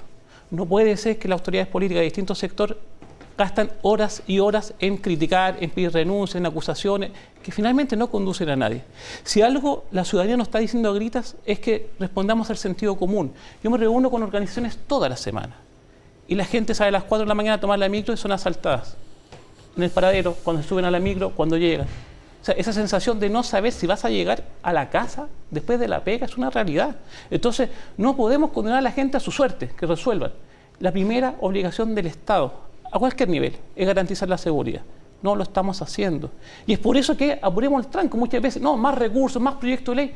Con lo que tenemos hoy día, actuemos. O sea, hoy día se requiere permitir que los militares al menos custodien infraestructura crítica, al menos terminales de buses, grandes lugares de aglomeración de personas. A usted no lo complica, porque siempre dicen que la gente más de izquierda tiene un complejo con eso. Pero Iván, si este proyecto de ley lo promovió este gobierno de la infraestructura crítica, entonces, ¿cuál es el problema de liberar recursos? Hoy, de la comuna de Puente Alto, de Cerro Navia, de Los Prados, sacan carabineros para llevarlo al litoral central, por las altas aglomeraciones. Comisarías que ya están mermadas, disminuye aún más. Si cuando la gente llama a carabineros y no contestan, no es porque están jugando taca-taca, es porque no hay carabineros. Entonces, ¿cuál es la iniciativa? ¿Por qué, al igual como se hizo por el proceso constitucional, un grupo de expertos de forma transversal, nos ponemos de acuerdo en el actual marco, más proyectos y cuántos más se necesita? ¿Cuántos proyectos más? Hoy se requiere actuar. Germán Codina. Mira, es que también ahí hay algo que es sumamente importante y hemos visto diagnósticos tras diagnósticos y yo siento que de alguna manera tenemos un problema sistémico, va más allá del gobierno de turno y en esto también seamos francos, porque aquellos que te digan que no se hace absolutamente nada, también lo considero injusto, porque yo sí veo los esfuerzos que hay de carabineros, de la fiscalía, del municipio, del gobierno central, o sea, el problema que tenemos es muy serio, es un problema estructural. Por ejemplo, en Chile tenemos 770 y pocos fiscales, ¿ya? Resulta que cuando se creó el Ministerio Público, se creó pensando en que iban a tener 800 causas por fiscal. Hoy día cada uno de ellos tiene 1.700 en promedio. Es decir, el doble. Es decir, aunque tú financies un Ministerio Público completo en paralelo, ¿ya?, no vas a dar abasto para responder según lo que habías estimado que debías responder. En segundo lugar, el defensor penal público, el que defiende al imputado, tiene libertad de ejercicio de su profesión fuera de lo que hace para el Ministerio, para la Defensoría Penal Pública. El fiscal tiene dedicación exclusiva, ¿ya?, y además tiene que construir casos. Entonces, realmente es tan garantista el sistema que finalmente si un abogado tiene que tomar la decisión de a dónde se va a instalar, probablemente va a elegir ser defensor de los imputados, de los delincuentes en muchos casos, ¿ya?, en vez de ir a defender a la ciudadanía, porque el sistema lamentablemente está mal elaborado y más encima la carrera funcionaria termina el 2025 porque se hizo por 10 años. Entonces esos fiscales hoy día, pongámonos en su lugar. Hoy día debe de haber incertidumbre. Yo no tengo una confirmación de eso porque claramente ellos no van a salir a vociferarlo. Pero seamos realistas. Si la carrera funcionaria es hasta el 2025, ¿tú crees que si ya estamos en el 2024 no hay posiblemente algunos fiscales pensando cuál va a ser su proyección profesional en los próximos 10 años y si es que no tienen que abandonar la institución? Entonces, de verdad, estas son las cosas urgentes que tiene que resolver el Congreso. Estos son temas legislativos sumamente importantes. Si no, lo que nos va a suceder es lo que terminó pasando en México, lo que terminó pasando en Ecuador. Es ahora que hay que solucionarlo con urgencia.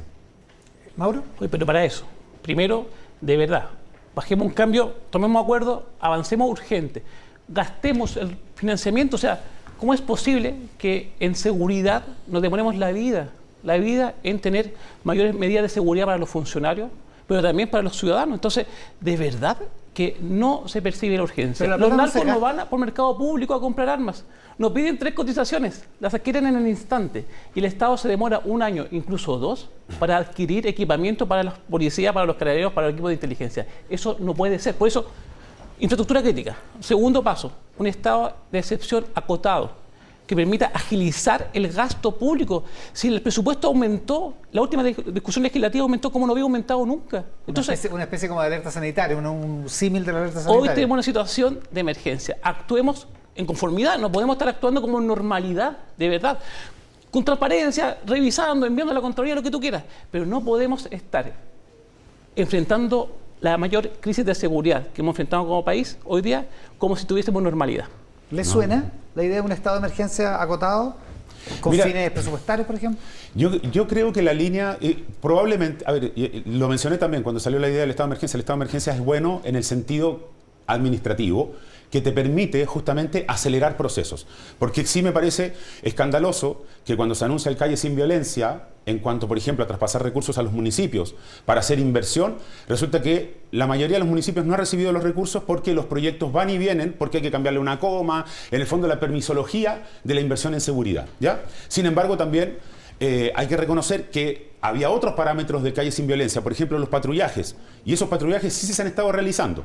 ¿Me entiendes? Entonces, o sea, no es que todo el Calle Sin Violencia no funcione. El problema es que la inversión que iba a hacer el Calle Sin Violencia a través de los municipios no ha llegado y lo han declarado alcaldes de todos los colores políticos. Ya, lo que pasa es que cuando se pierde plata también ponemos el grito en el cielo. Sí, se está muy bien y que sea con los controles necesarios, pero el tema tiene que ver aquí con que Lamentablemente el estado de emergencia, yo creo que lo que habría que hacer en realidad y lo concreto es lo que se está planteando un estado de infraestructura crítica mejorada. Porque la infraestructura crítica, como se orientó en su momento para, por ejemplo, plantas eléctricas de agua potable, etcétera, lo que hay que hacer es que el presidente de la República, en el uso de sus facultades, ¿no es cierto?, y como máxima autoridad, ¿ya?, pueda plantear un estado de infraestructura crítica mejorada, como lo que está saliendo en este proyecto de ley que se está levantando, del cual yo también soy, ¿no es cierto?, partícipe colaborando con ideas, porque de verdad tenemos que salir del marasmo de creer que esto se va a seguir solucionando actuando de la misma manera. Entonces, mejoremos y apoyemos al Ministerio Público para que puedan hacer mejor la pega, ¿ya? Evitemos lo que les mencionaba recién de el problema de que las reincidencias, ¿ya?, y no se consideren agravantes.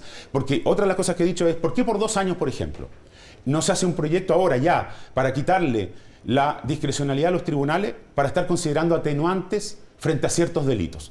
¿Por qué? Porque lo digo porque muchas veces... ¿Cómo es esa idea? Mira, los tribunales te dicen a ti, si tú conversas con un juez de la República, ¿ya? Y ellos cuando hacen sus declaraciones, nosotros aplicamos la ley como está.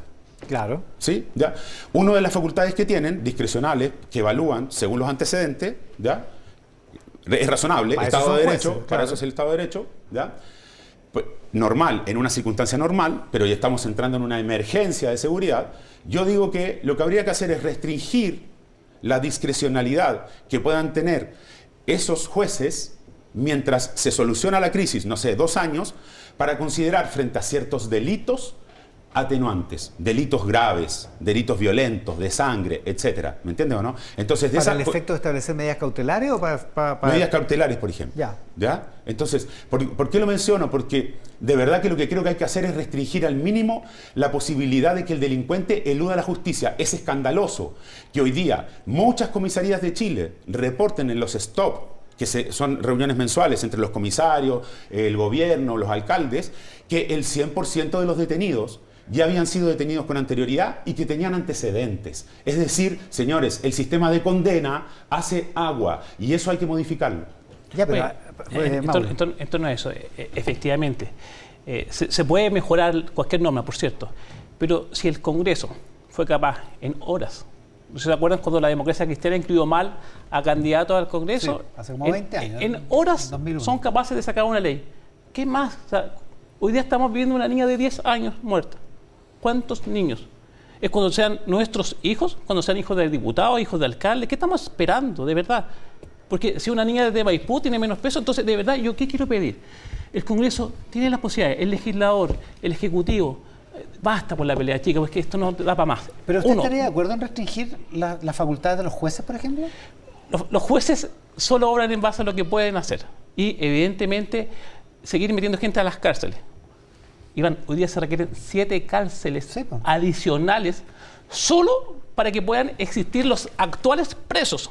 7 cárceles más. Entonces, el gobierno anuncia la de Talca, súper bien, pero faltan 6 más. Entonces, evidenciarlo, porque una cosa es meter, y una de las claves de Ecuador es meter gente, endurecer el Código Penal, meter gente, y al final son universidades del crimen. El al alcalde final Carter proponía esta es semana al revés. una cárcel en una isla. Estando Pero de para acuerdo, eso, mira, o sea, Germán, pero se requiere financiamiento, ¿verdad?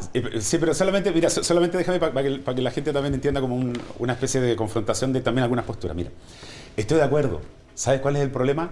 Que ¿por qué vamos a condenar a la gente honesta y trabajadora a tener que bancarse a ese delincuente porque resulta que no hay espacio en la cárcel? Lo que hay que hacer es entonces invertir en mejorar las cárceles de manera, ¿no es cierto?, como corresponde, y además para que se rehabilite, pónganle los inhibidores de señal a las cárceles para que no se siga gestionando el crimen organizado desde las cárceles. Entonces, solamente decir que entendiendo y también creyendo profundamente en la prevención social. Porque de hecho, como alcalde, uno de los primeros proyectos que instalé en la comuna fue la extensión horaria en todos los colegios, con actividades deportivas, artísticas, culturales, para que los chicos tuvieran la oportunidad de no quedar desde las 3 de la tarde a merced de los delincuentes en la calle, mientras sus papás trabajan o tienen otras actividades. Entonces, lo que te quiero decir es, creo profundamente en la prevención, creo en el valor de las actividades deportivas, en el desarrollo personal de las personas, ¿ya?, en darles inversión también para los fondos semilla para emprender. Ok, perfecto. Ya invirtamos también en cámaras. 2.000 cámaras de seguridad estamos instalando en Puente Alto hoy día para que la gente monitoree desde su celular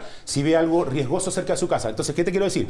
Con todo eso, que estoy a favor de la prevención, perdón, no vamos a dejar de castigar al delincuente que se merece la cárcel simplemente diciendo, oye, no, es que no tenemos las cárceles suficientes. Ahí creo que tenemos un problema también de que hay que asumir esto con sentido de urgencia. Sentido de urgencia que siento que lamentablemente por la atomización que hay en esto, todos echan las culpas unos a otros, nadie le pone cascabel al gato. Pero usted no estaba proponiendo que, o sí, No, por supuesto. Yo estoy de acuerdo con tu tesis. dejar afuera a delincuentes. Pero partamos también resolviendo el otro tema. ¿Por qué? No ¿Cuál podemos... ¿Cuál otro? Que hoy día tenemos universidades del delito en cada una de las cárceles. Estoy de acuerdo. Yo estoy... Pero yo... Ahora, lamento Germán, decirle yo que creo que... pero tenemos otro problema.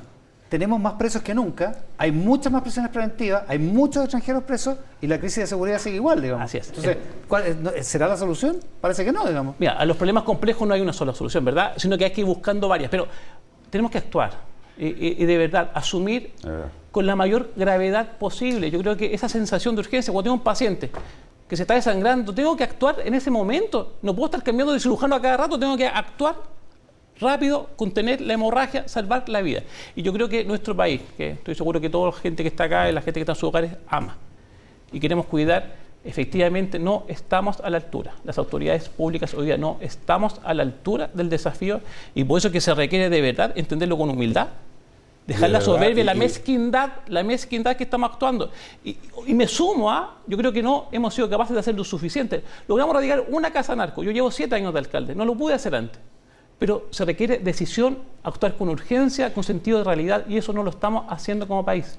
La gente espera más de nosotros. Sí, Mauro, yo en eso, bueno, nuevamente te reconozco, yo siempre trato de salir de las chimuchinas políticas, porque de verdad que lo que tú estás diciendo es sumamente importante. El fiscal nacional nos dijo el otro día, nosotros en la reunión, voy a ¿no es cierto?, a avalar esto que están haciendo, y te acuerdas que yo le dije una cosa al fiscal, ahí delante de todos los alcaldes y todos los testigos. El problema serio que tenemos es que ya cuando se constituye una casa narco en una población, es porque también se está fracasando en la prevención, ¿ya? Entonces, si bien es cierto, considero muy valioso esto porque son señales, y también puedes instalar servicios municipales o del Estado central en ese territorio, en ese barrio, que es muy importante hacerlo. De hecho, nosotros hemos invertido en lo que llamamos centros de extensión municipales, en distintas villas, y allí instalamos talleres de emprendimiento, talleres de entretención, de baile, de formación, computadores con acceso a Wi-Fi gratuito, biblioteca, etcétera. Son centros de extensión municipales. Pero ¿qué te quiero decir? Tenemos que ir un poco antes, porque el problema que estamos teniendo es que si ese narco se logró instalar, ¿ya?, y más encima, a través de las disputas, de estas, ¿cómo se llaman?, que se sacan, son ajustes de cuenta, lo que hacen es ir ganando más territorio y más fuerza. Y hoy día se pelea en el territorio, se pelea en el barrio, se pelea en la esquina, pero lo que está pasando de fondo es que la institucionalidad de combate a la delincuencia está haciendo agua. Y tenemos que proteger esa institucionalidad porque es crucial para el Estado de Derecho, para que funcione la democracia, para que no siga cayendo al suelo la confianza de la gente en sus autoridades. Esto es muy peligroso lo que está pasando, hay que detenerlo ahora. Entonces creo que el presidente tiene que asumir un rol más activo, convocar a todos los actores. Por ejemplo, cuando se peleó por si se citaba o no al Consejo de Seguridad Nacional.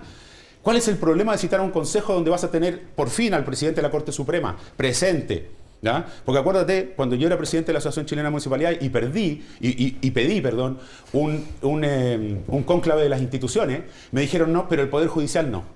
¿Por qué el Poder Judicial? Con humildad, yo creo en la autonomía de poderes, ¿ya?, separación de poderes, pero ¿por qué no vamos a poder sentarnos a hacer un análisis descarnado, objetivo y humilde, de a quién le aprieta el zapato y dónde, para que de una vez por todas terminemos con esta ola de violencia y de delincuencia? ¿Mauro? Mira, alguien que... Acciones específicas. ¿Qué se puede hacer hoy día? Por ejemplo, rápidamente. No es posible tener 2 autoridades de la envergadura de la delegada regional en todas las regiones y un gobernador electo democráticamente, uno con financiamiento, el gobernador Claudio Rego, financiamiento para hacer cosas en seguridad hoy día, pero sin una facultad. Otra representante del gobierno con todas las facultades, pero sin un peso. O sea, ¿se dan cuenta que eso es como raro hoy día? Entonces, ¿cómo logramos de verdad avanzar en concesiones para tener cárceles hoy día en licitación? Ya, o sea, si no ponemos tiempo que perder, si se nos está anticipando, nosotros a diferencia del pueblo ecuatoriano, que tuvo que morir un candidato presidencial, que tuvieron que haber rehenes, policías de rehenes, ¿de verdad estamos esperando eso que ocurra en nuestro país? Entonces, si tenemos la alerta, hoy día la gente está somos capaces de verla, Ecuador está ahí a la vuelta, entonces actuemos con la urgencia, no, de verdad, no le bajemos el sentido de urgencia que tiene esto, porque uno puede decir, mira, si nos analizamos los índices de homicidio y sacar la estadística, veámoslos con la mayor urgencia posible, actuemos de verdad con la rapidez necesaria, pero dejemos de lado, paremos 6 meses, es como de verdad, tomemos un acuerdo, un café, juntemos la oposición, desde republicano hasta el, no sé, por el Partido Comunista, todo el mundo, y resolvamos, pues, ¿hasta cuándo? ¿Sí? Que de verdad, que la gente, y a nosotros nos dice, los vecinos van a ver al alcalde Codina, Sí, pues. al alcalde Tamayo, no van a ver al subsecretario ni al presidente. Exactamente. Y esa que nos den desesperación atribuciones. requiere respuesta. Mauro, Ya, y eso le que iba a nos den preguntar. atribuciones. ¿Qué atribuciones exactamente? ¿Qué tipo de autonomía necesitan los alcaldes? Mira, hoy día ni siquiera puedes pedir el carnet de identidad. ¿Me entiendes? Y tienes que estar acompañado de carabineros. Segundo, Ya, o sea, elevar el rango de los cuerpos de seguridad municipal sería una sí, solución. yo creo que hay que elevarlo entendiendo siempre que no se trata de formar policías municipales. Por muchos motivos. Primero, porque le falta capacitación a ese personal. Partamos por ahí, porque también de manera sencilla y humilde hay que reconocerlo. Sin embargo, los primeros que están llegando, por ejemplo, al lugar donde se comete un delito es el funcionario municipal. Sí, pues son ¿Ya? más rápidos. Sí, Son más rápidos. Entonces, por ejemplo, una de las cosas que le dije al fiscal el otro día, al fiscal nacional, Valencia, ¿por qué no capacitamos a todos estos funcionarios municipales en proteger evidencia? Porque si están con problemas para condenar al delincuente y no logran que los tribunales los metan tras las rejas porque faltó evidencia, ¿por qué no hacemos que el primero que llega sepa qué es lo que tiene que cautelar, ¿ya? Para cuando llegue finalmente la fiscalía ¿Y eso o es cuando muy llegue difícil? Carabineros? ¿Es muy difícil? No, yo creo que es fácil, pero esto es cosa de que nos pongamos de acuerdo. ¿Y el y de fiscal que qué le dijo? le pareció razonable, lo anotó, de hecho, que suena en ese bien, minuto digamos. sentí que entendió que le estaba dando una idea que puede ser muy útil, porque ¿quién llega primero? El funcionario municipal. Entonces, si hubo un homicidio, una agresión, ¿no es cierto? Alguna situación De que, por ejemplo, violencia, afectó a las sí. mujeres, ya con violencia intrafamiliar, es evidente que hay elementos de evidencia que es necesario cautelar. Entonces, por ejemplo, capacitar a los funcionarios municipales en eso, darle la posibilidad que se puedan defender también, porque hoy día el delincuente te saca desde un sable hasta una pistola. Entonces, cuando el funcionario municipal responda, ¿ya? Ya, pero y logre no contener, armas. y No logre armas. contener, en este minuto no tiene la capacitación, pero sí dispositivos que le permitan controlar la situación. Por ejemplo, el proyecto de ley que venía muy malo, en decir, el funcionario municipal podrá ¿cómo se llama? Detener al delincuente, pero lo va a tener que tener en el mismo lugar donde lo detuvo hasta que llegue carabinero. Entonces, ¿qué haces? Condenas al funcionario municipal a que llegue la patota completa, la banda de narcotraficantes, ¿ya? Y se cobre justicia inmediatamente con el funcionario municipal que está tratando de mantener detenido al delincuente hasta que llegue carabinero. Entonces, de verdad que es un sinsentido no permitirle a ese funcionario municipal, si es que ya capturó al delincuente, trasladarlo para el control de detención o llevarlo a la comisaría, ¿no es cierto? Y dejarlo, si no sometido, a una agresión que va a ser evidente. Entonces, cuando empiecen a morir funcionarios municipales, ahí todos van a decir, oh, en realidad esto nunca debió ser así. Por favor, señores, anticipémonos a los hechos. Mauro Tamayo, ¿atribuciones? Sí, lamentablemente ya están muriendo funcionarios municipales de seguridad. El caso de Macul, un De hecho. trabajador, un funcionario, fue un caso de BIF y es asesinado en ese punto, Sí, pues. sin ninguna medida de seguridad. Violencia intrafamiliar. Entonces, evidentemente ya estamos lamentando situaciones trágicas. En todas las facultades hoy día se requiere la mayor dotación de agentes de seguridad, por cierto. O sea, y uno puede, por ejemplo, revisar el caso francés, entonces, donde se hace una reserva nacional, no solamente con ex policías, ex uniformados, gente del ejército, gente que está a disposición de la tarea. ¿Hay gente? Sí, claro. Y falta plata, Pero entonces. si imagínense, una carrera funcionaria, carabineros, policía, que con 20 años de servicio dan para afuera, 20 años, gente absolutamente capaz y competente trabajando. Entonces, nosotros, nuestro equipo de seguridad, tenemos a exfuncionarios, 20, 30 años de trayectoria en la institución, que salen y los sumamos y están trabajando sin ninguna dificultad. Entonces, Facultad SD, no puede ser que Carabineros esté todavía tomando medidas cautelares. A ver, ¿está usted en su casa o no? Un carabinero para eso. Oiga, para notificar, un carabinero en control de tránsito todavía. Entonces, cuando perfectamente lo pueden hacer equipos municipales, equipos regionales, hoy día de verdad se requiere revisar este formato en el cual no se alcanza. Hoy día la cantidad de carabineros no alcanza. Si hoy día tenemos 50.000 la cabida en las cárceles y tenemos 40.000 cupos, hay un problema, ¿verdad? Tenemos un problema con carabineros, tenemos hartas Sobran 10.000 dificultades. presos, digamos. Entonces, y ahí- ¿a qué me refiero?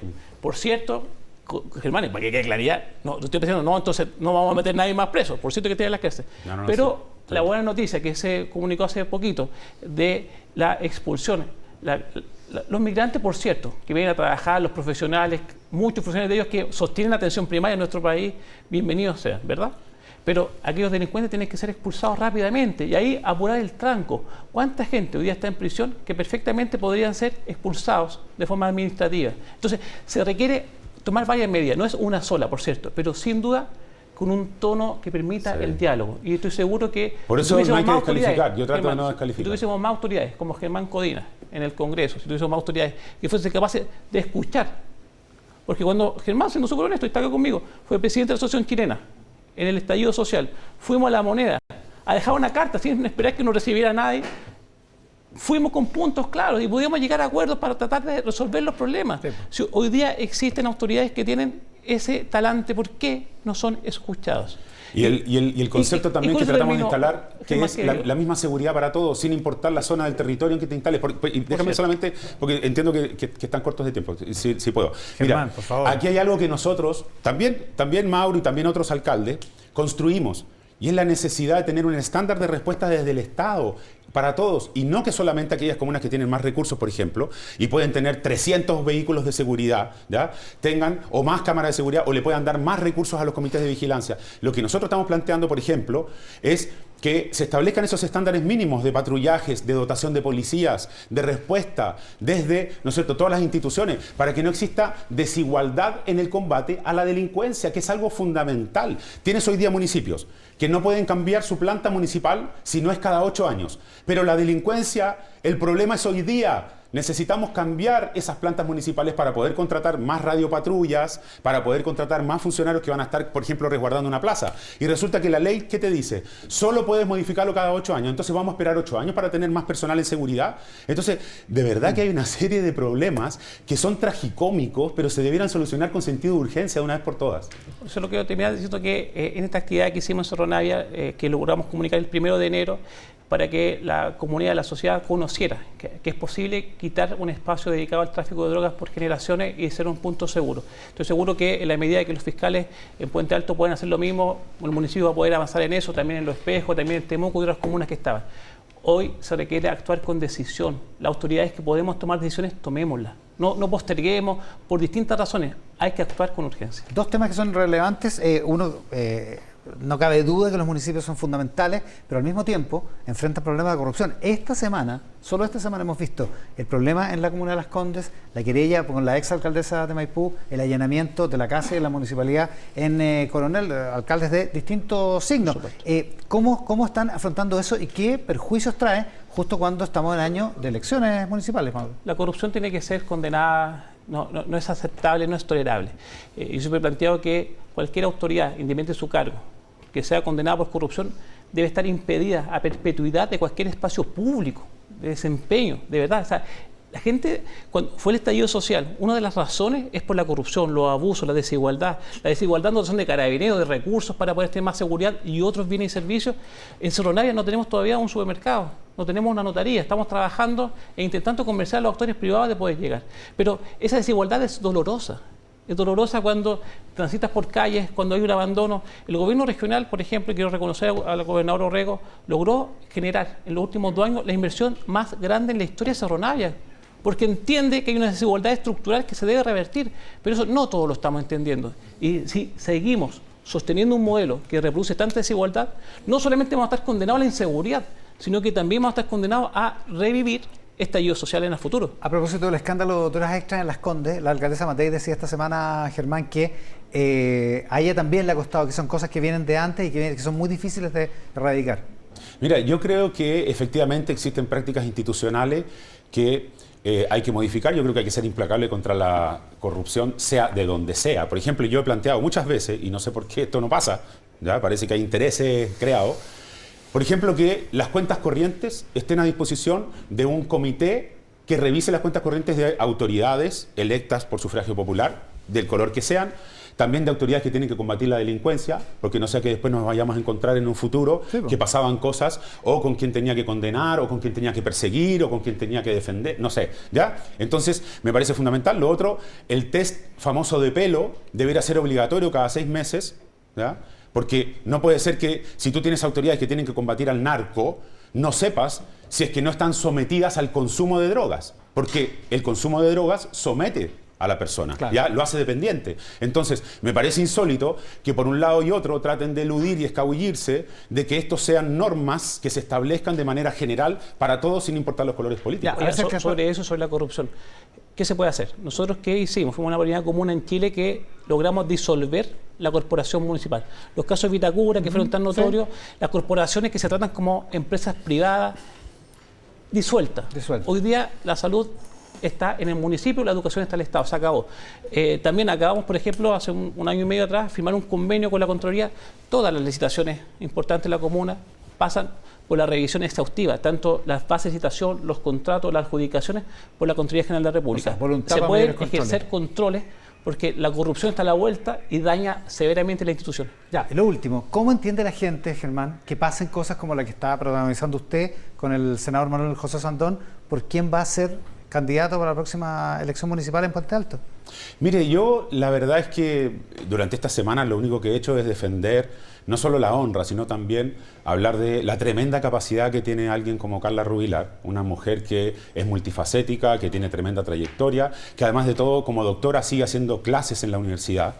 Y la verdad es que no voy a seguir ahondando en la polémica. Las mismas instancias superiores del partido nos pidieron concurrir, ¿ya?, con información para poder tratar de acercar posiciones, y eso es lo que yo voy a hacer, porque siempre he tratado de ponerle mucha ponderación a las actuaciones, ¿ya?, que se desarrollan en este sentido, y voy a seguir en esa línea. Creo que también tenemos que trabajar por la cohesión en nuestro sector, pero sobre todo lo que hay que visualizar es la necesidad de que, si hemos hecho un trabajo durante tantos años, evidentemente para poder darle continuidad tenemos que buscar personas que tengan la experiencia como para dirigir un municipio que tiene la envergadura, ¿ya?, del de Puente Alto, que es la comuna más poblada del país, y por muchos méritos que pueda tener alguien por ser miembro de una familia. Yo creo que lo más importante, ¿ya?, tiene que ver con la experiencia, con la trayectoria, y también que no se le exija nuevamente a una mujer, en este caso Carla Rubilar, cumplir estándares superiores a los de la ley, ¿ya?, y solamente a ella como mujer. ¿Por qué no se le exige a todos? ¿Por qué no empezamos a hablar de qué pasa en el resto de las comunas de la región metropolitana y en el resto de las comunas de Chile? Porque me parece a mí escandaloso que todo esto se hable solamente para una comuna y exigirle a una mujer. ¿Y qué pasa en el caso del resto? ¿Y qué pasa en el caso también de concejales que siguen usando vehículos, teléfonos, oficinas municipales, secretarias municipales? ¿En otras comunas? En otras comunas también. Germán Codina, Mauro Tamayo, Puente Alto, Cerro Navia, muchísimas gracias por estar con nosotros. Solo decir que igual se entiende a José Manuel Sandón promover un candidato hijo de quien lo financia mensualmente, de su mecena. Entonces se entiende ese esfuerzo por el senador. Mauro se metió en la discusión. Mauro Tamayo, Germán Codina.